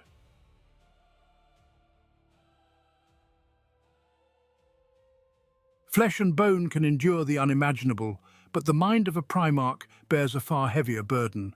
We must look beyond physical resilience and delve into the psychological ruin of Rogal Dorn in the harrowing years following the Horus heresy. He was the Praetorian of Terra, the chosen sentinel who carried the broken, dying body of the master of mankind to the Golden Throne. In that agonizing moment, Dorn believed he had utterly failed his singular purpose. The immense survivor's guilt that plagued him was a cancer of the soul, compounding with every loyal brother lost to betrayal or death. To understand his mindset, one must study the horror of the Iron Cage. This atrocity was not merely a tactical error, but a deliberate act of self-flagellation meant to bleed the perceived weakness from his grieving legion. This unrelenting descent into despair forces us to ask a truly chilling question. Did the unbreakable Praetorian simply break? To accept the theory of his faked death, one must first understand the concept of penance. Dorn was a creature of rigid absolutes, a man who utilized the agonizing torment of the pain glove to excise his inner doubts. After failing his father and watching his legion fractured into chapters, he likely concluded that he was no longer fit to command. He felt unworthy to stand as a beacon in the bright light of the Imperium. The desperate boarding action on the traitor fleet provided the perfect shroud for a demigod seeking exile. It is heavily theorized that Dorn willingly orchestrated his own disappearance aboard the Sword of Sacrilege. By leaving behind his severed hands, he offered a macabre symbol of his resignation, severing himself forever from the empire he believed he had doomed. He would not be the only loyal son of the Emperor to willingly embrace the shadows. Leman Russ plunged his longships into the swirling madness of the Eye of Terror. Corvus Corax, consumed by his own bitter guilt, abandoned his flock to become a creature of vengeance hunting in the warp. The self-imposed exile of Rogal Dorn mirrors these tragic pilgrimages. Frightening whispers persist among the darkest reaches of the galaxy, speaking of a wandering crusader upon desolate demon worlds. Tales describe a colossal, faceless figure clad in tattered rags, stripped entirely of his auric armor. Where his mighty hands once rested, brutal cybernetics and crude, blood-stained weaponry are now bolted to the cauterized stumps of his wrists. This tragic titan does not fight for victory. Instead, he tears through the greatest champions of chaos, driven entirely by pure, unyielding stubbornness. He is a phantom of guilt, carving an endless path of eternal contrition through the immaterium. If the master of the Imperial Fists truly wanders the nightmare realms as a shattered penitent, it is a tragedy worthy of the darkest vaults. Yet this grim legend of voluntary exile is merely one possibility within a tapestry of lies. Perhaps the Praetorian did not run into the night by his own choice. We must consider the alternative path, where his mangled body was recovered from that accursed deck and quietly hidden away from the galaxy.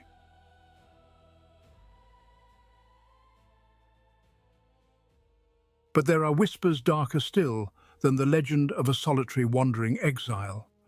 We must turn our gaze from the starless fringes of the galaxy to the suffocating silence of institutional secrecy.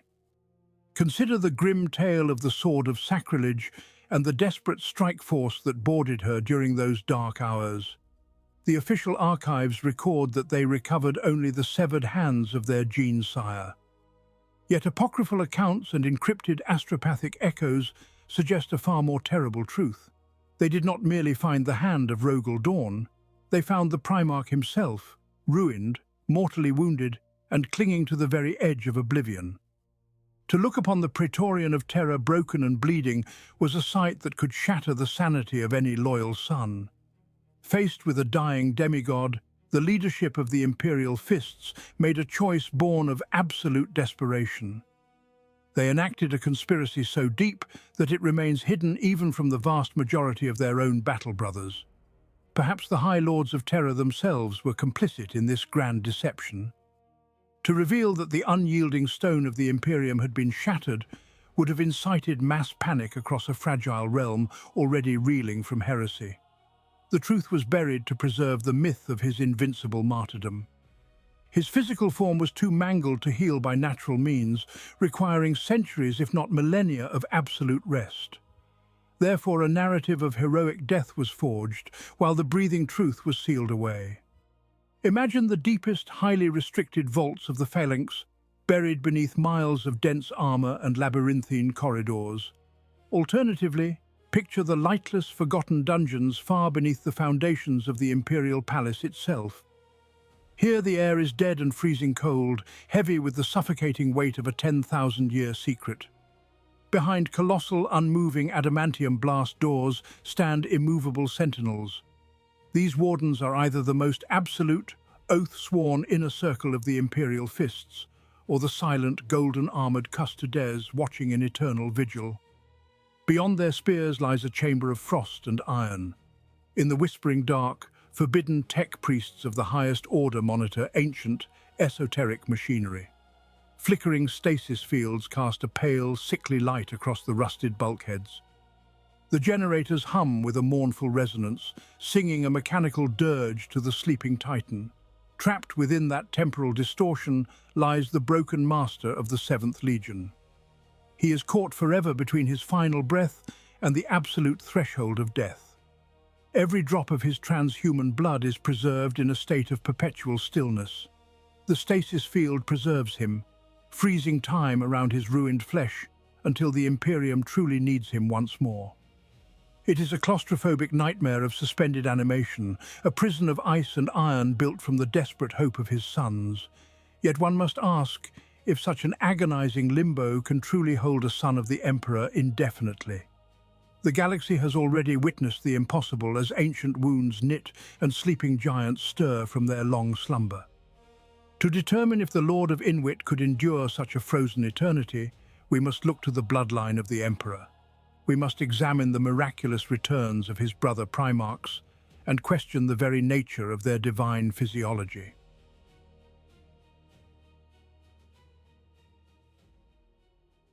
To doubt the efficacy of such ancient preservation is to forget the undeniable history written in the blood of the Emperor's own sons. Consider the Lord of Ultramar.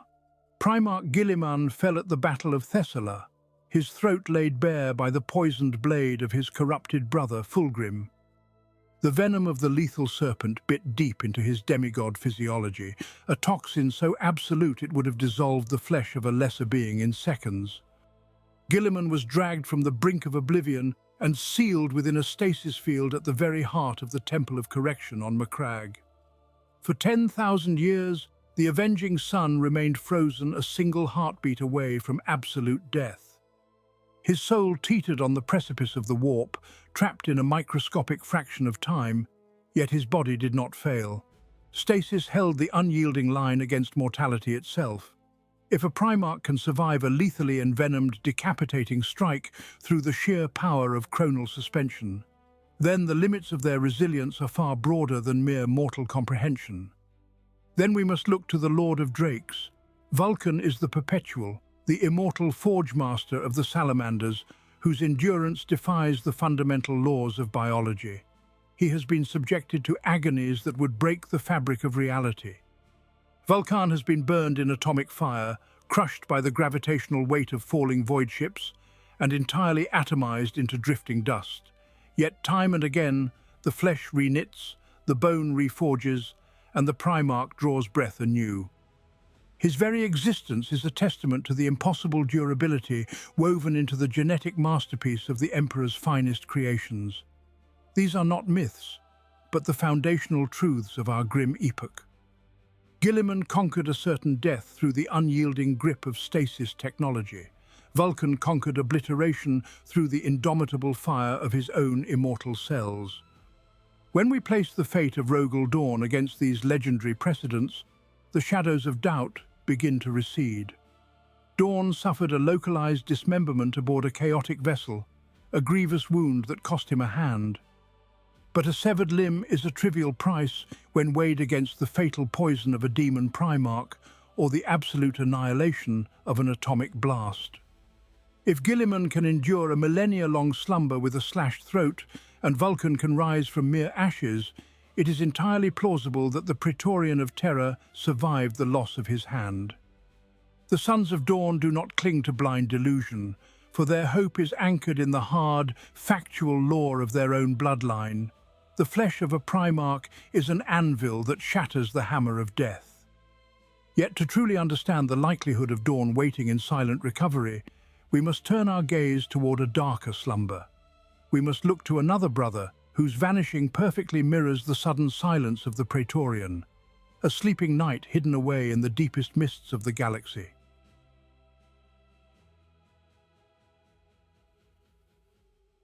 Yet even the enduring flesh of the salamander and the stasis-bound slumber of the Avenging Son pale before the most profound precedent of all. We must look to the first to understand the seventh. Consider the sons of the Lion and the sons of the Praetorian, for they are mirrors forged in the same crucible of tragedy. Both are knightly orders beyond peer, steeped in martial honor and bound by an unbreakable, stubborn pride. Both harbour ultimate shames that they conceal from the wider Imperium with a relentless paranoid zeal. And both ply the sea of stars within unimaginable mobile fortress monasteries, titanic void castles that hold the deepest secrets of their bloodlines. When the treason of the Horus heresy finally burned itself out, the First Legion returned to Caliban only to find their homeworld tainted by the ultimate betrayal. There, amid the burning forests of their youth, Lionel Johnson crossed blades with his surrogate father, the arch-traitor Luther. The ruinous powers themselves lashed out to claim the dying world, unleashing a warp storm of such calamitous fury that Caliban was physically shattered into a billion lifeless fragments. To the eyes of the High Lords, and to the grief-stricken galaxy at large, the Lord of the First was presumed dead or utterly lost to the Imperium forever.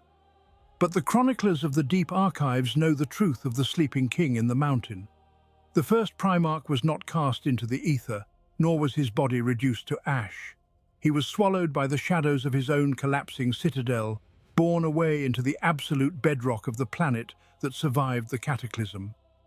Deep within the rock, entombed in chambers devoid of light and time, Lionel Johnson was laid to rest.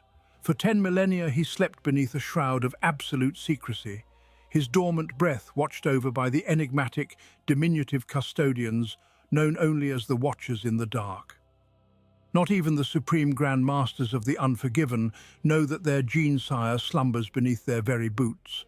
Herein lies the inescapable parallel, the argument that echoes through the most forbidden halls of imperial scholarship. If the Lord of the First can sleep in absolute dormancy, hidden for 10,000 years within the labyrinthine heart of his chapter's mobile fortress, why could the Lord of the Seventh not be doing the exact same thing? Imagine the dark, brooding architecture of the rock, steeped in shadow and guilt, seamlessly mirroring the vast, golden armoured corridors of the phalanx. The stone of Caliban and the auramite of Terra share a silent, terrible truth. Both are sepulchres masquerading as warships. If a fallen king can rest within a mountain of void-born stone, waiting for the final hour of need, then a battered Praetorian could surely slumber within a golden moon of his own design. This hope, desperate and frail, has sustained the wisest of the Imperial Fists through 10 millennia of grinding, unforgiving war. But faith alone cannot hold back the dying of the light, and this enduring theory of the sleeping guardian was always destined to face its ultimate trial when the long dark finally broke our galaxy in two.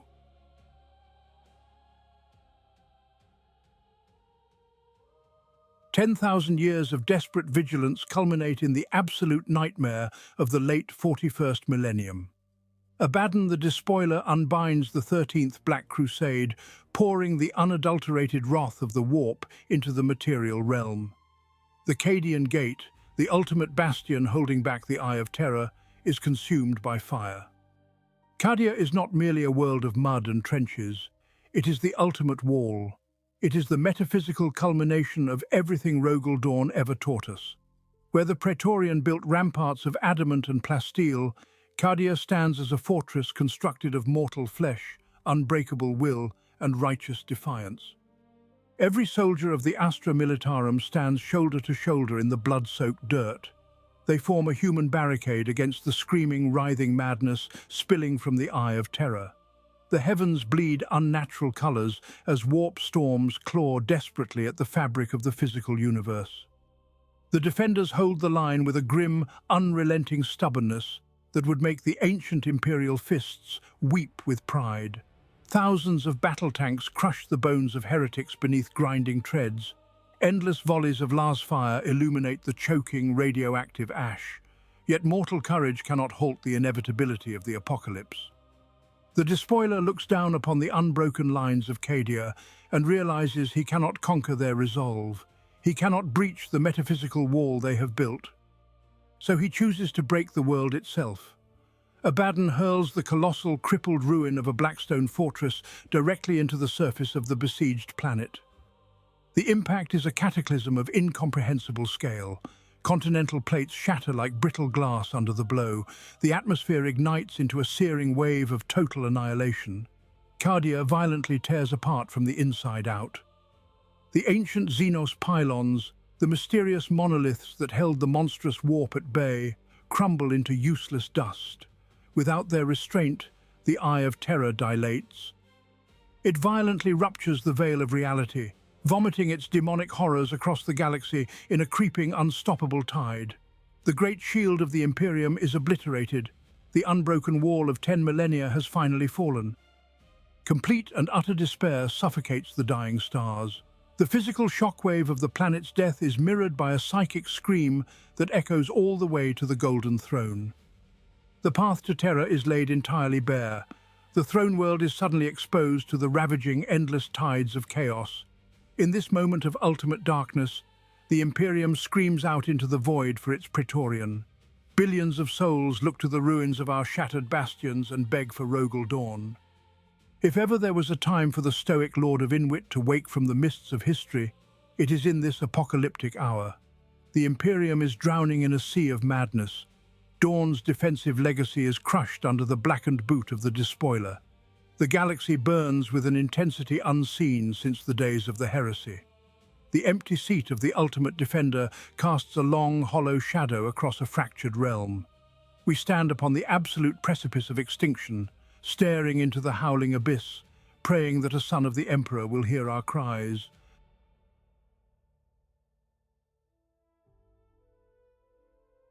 The fires of Cadia had barely cooled into cold, dead ash when the impossible occurred. The Imperium of Man stood upon the precipice of absolute annihilation, mourning the shattering of its greatest shield.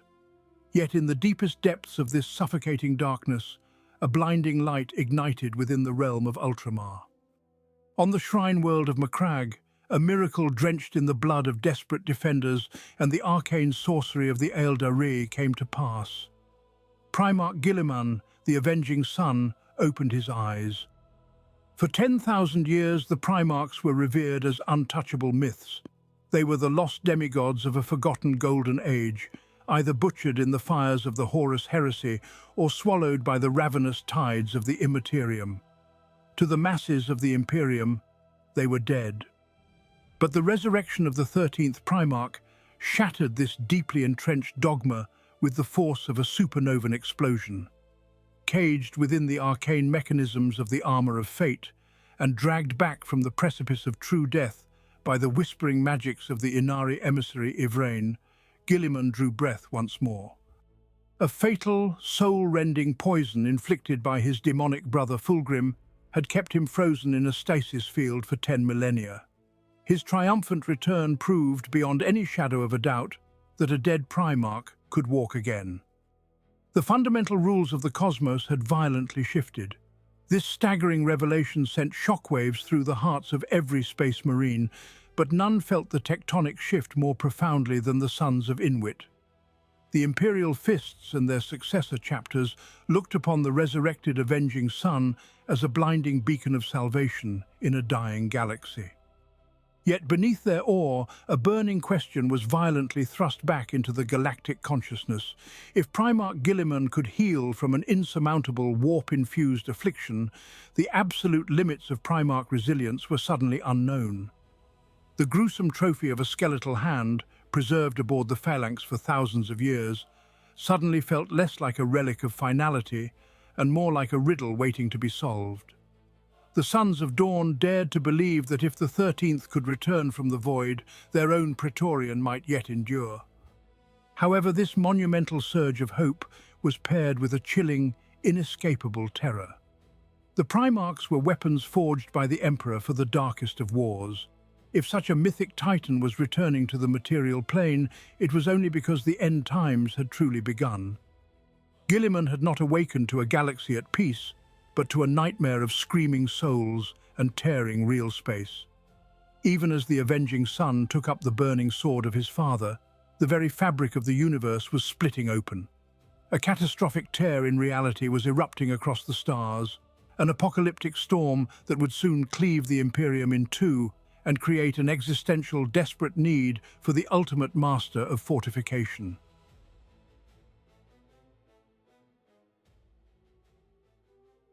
The sliver of hope kindled by the miraculous return of the Avenging Son was brutally extinguished by the shrieking birth of the Cicatrix Maledictum. Reality itself was violently torn asunder. A bleeding wound of pure warp space split the entire galaxy perfectly in half. Across the terrifying threshold of the Great Rift, the guiding light of the Astronomicon was suddenly and horrifyingly snuffed out. Half of humanity was plunged instantly into the absolute demonic darkness of the Imperium Nihilus. This is no longer merely a war of territorial conquest. It is an endless, suffocating siege on a galactic scale. Primarch Guilliman is a peerless statesman and a legendary master of logistics, yet even his monumental intellect is pushed to the absolute breaking point. The Lord Commander can orchestrate sweeping crusades, but the sheer vastness of this defensive nightmare defies all conventional strategy. The Imperium of Man no longer possesses the luxury of simply throwing endless armies into the roaring meat grinder of war. Humanity requires fortresses that cannot be broken. We require unbreakable walls of adamantium, forged in defiance and sanctified by blood. In the suffocating shadows of the severed Imperium, battered strike cruisers bearing the proud yellow heraldry of the Imperial Fists bleed themselves dry. Isolated bastion worlds stand as lonely lighthouses in an endless sea of madness, holding out against infinite screaming tides of chaos. The loyal sons of the 7th Legion die standing, defending shattered battlements with empty bolters and splintered chainswords. Their defiance is magnificent to behold, but it is fundamentally not enough. The sheer scale of the demonic incursions has created a massive, bleeding tactical vacuum within the highest echelons of Imperial command. Every desperate defensive stand, every bloody and costly retreat, and every crumbling fortress world forces a single, desperate philosophical question upon the trembling lips of the faithful. Who is the master of the siege? Who is the Praetorian of Terra? The lingering ghost of Rogal Dorn is invoked in every desperate prayer across a million besieged worlds. If there was ever a pivotal moment in the tragic history of our species for the unyielding one to step from the shadows of ancient myth, it is right now. The universe itself is actively screaming for the return of the 7th Primarch. The realm of mankind is bleeding out from a billion open wounds, and the defensive doctrines of the Adeptus Astartes weep for their founding architect. We do not merely need another brilliant battlefield commander. We desperately need the Stoic Stone, the absolute immovable object against which the ravenous tides of the warp must inevitably break and shatter. Guilliman alone cannot bear the staggering weight of a divided heaven. As the eternal night threatens to swallow the dying stars whole, a frantic, desperate search begins in the darkest and most treacherous corners of the bleeding galaxy. The Inquisition, the Adeptus Custodes, and the proud successors of Dorn turn their weeping eyes outward, seeking any physical trace of the lost Praetorian or his missing brothers in the ashes of this terrifying new era.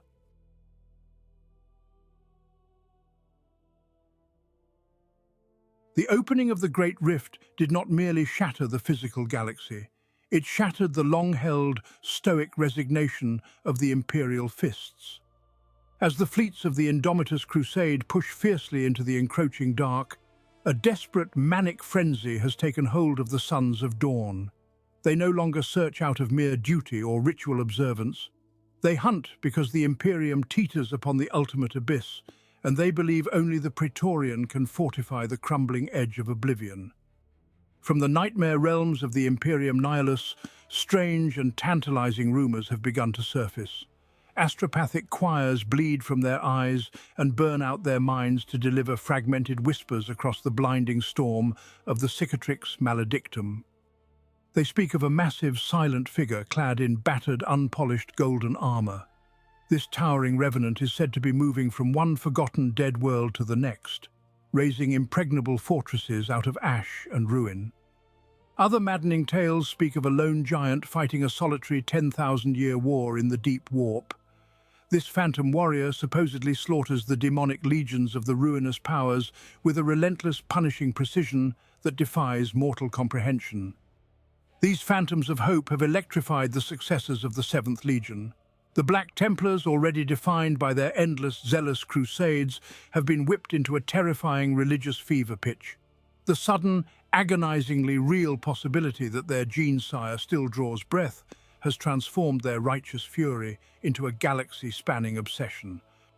Every crusade fleet now detaches specialized pursuit elements dedicated entirely to the search. Vanguard Space Marines are deployed in absolute secrecy into the most treacherous sectors of the void.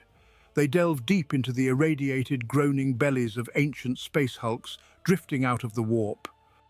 They shadow the shattered webway gates of ruined Eldari craft worlds. They even skirt the terrifying mutating edges of the Eye of Terror itself, hunting for any trace of the Sword of Sacrilege or the hand that once gripped it. Agents of the Inquisition march alongside them, turning their unforgiving gaze toward every recovered relic and every garbled transmission that leaks from beyond the Great Rift.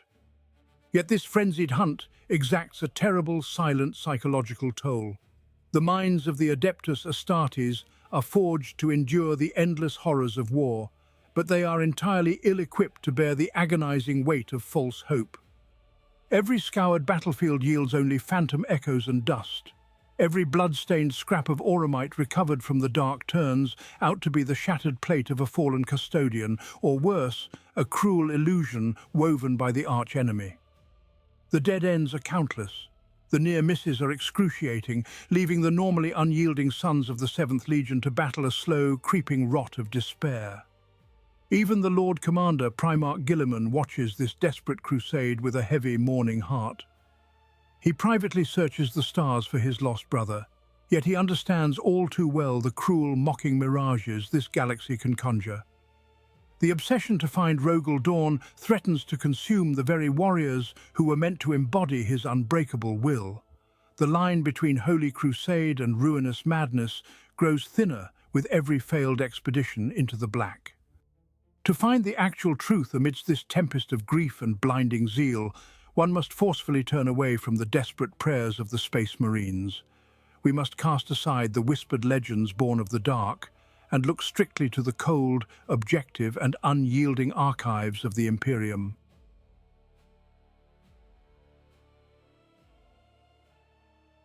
Let us pull back the lens of our scrutiny from the fervor of zealous crusaders and gaze upon the cold calculus of imperial history. We must weigh the actual evidence with the dispassionate eyes of the archivist. The official annals of the Adeptus Terra are unequivocal in their grim decree. Rogal Dorn fell during the harrowing violence of the First Black Crusade. He launched a desperate boarding action against the treacherous vessel known as the Sword of Sacrilege. There, the official records dictate, the Praetorian of Terra was ultimately overwhelmed. He was dragged down into the dark by a suffocating, endless tidal wave of heretic cultists. The Imperium clings tightly to the physical proof of this ultimate sacrifice. We possess the skeletal hands of the Primarch himself. Recovered from the blood-slicked decks of that traitor ship, the hands of Dorn are preserved within sacred stasis fields. They are revered as the holiest of relics by the Imperial Fists and their vast network of successors. Across 10 millennia, the bone of his mighty digits has been meticulously scrimshawed with the names of every fallen chapter master. This tangible physical evidence points to a brutal, inescapable death. Yet a terrifying paradox lurks beneath this orthodox narrative. A Primarch is a bespoke masterpiece of genetic alchemy, a literal demigod of war forged by the master of mankind. The notion that a mere swarm of unaugmented mortal cultists could butcher such an entity is profoundly difficult for the logical mind to reconcile. Even more suspicious is the glaring absence of a shattered corpse. If the ruinous powers had truly slain the Lord of the Seventh Legion, his colossal body would have been paraded as the ultimate trophy of the Long War.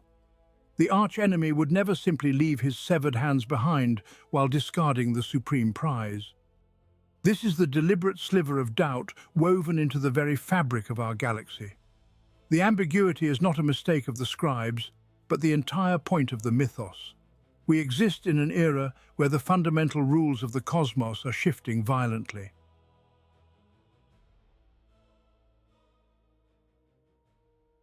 We have witnessed the impossible return of ancient legends. The demon lords Magnus and Mortarion have torn their way into real space. More miraculously, the Avenging Son, Primarch Guilliman, and the first Primarch, Lionel Johnson, walk among the stars once more.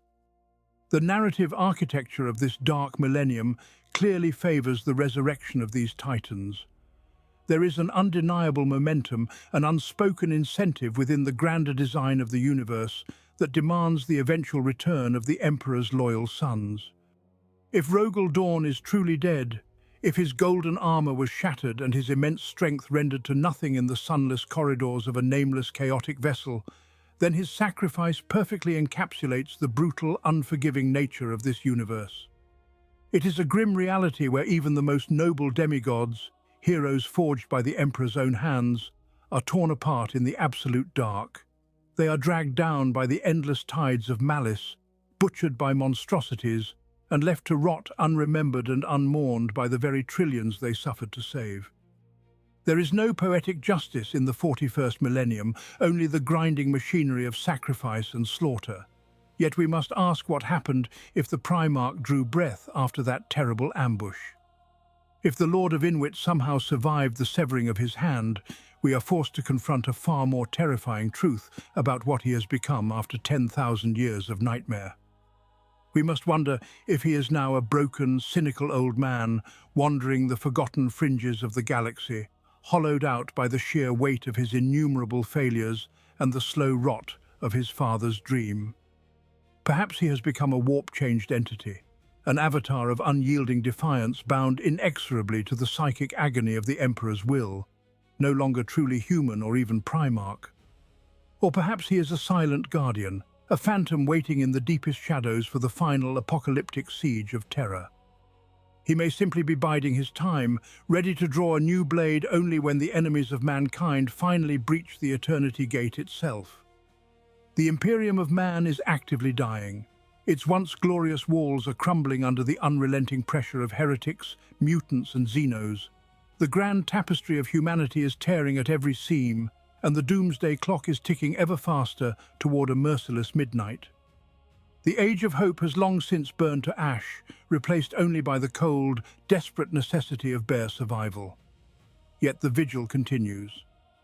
Whether the Primarch still stalks the stars in the mortal flesh, or whether he lives solely in the enduring, stubborn fortitude of his gene sons, the ultimate legacy of Rogal Dorn remains utterly intact. His indomitable spirit is the bedrock of every Space Marine who bears his blood. That unyielding, absolute defiance is the last wall that holds back the creeping dark of chaos. As long as a single son of Dawn stands with a bolter in hand, the fortress of humanity will not fully fall. Is Rogal Dorn still alive? Perhaps the better question is, if the Praetorian returns, will he even recognize the Imperium he died to protect?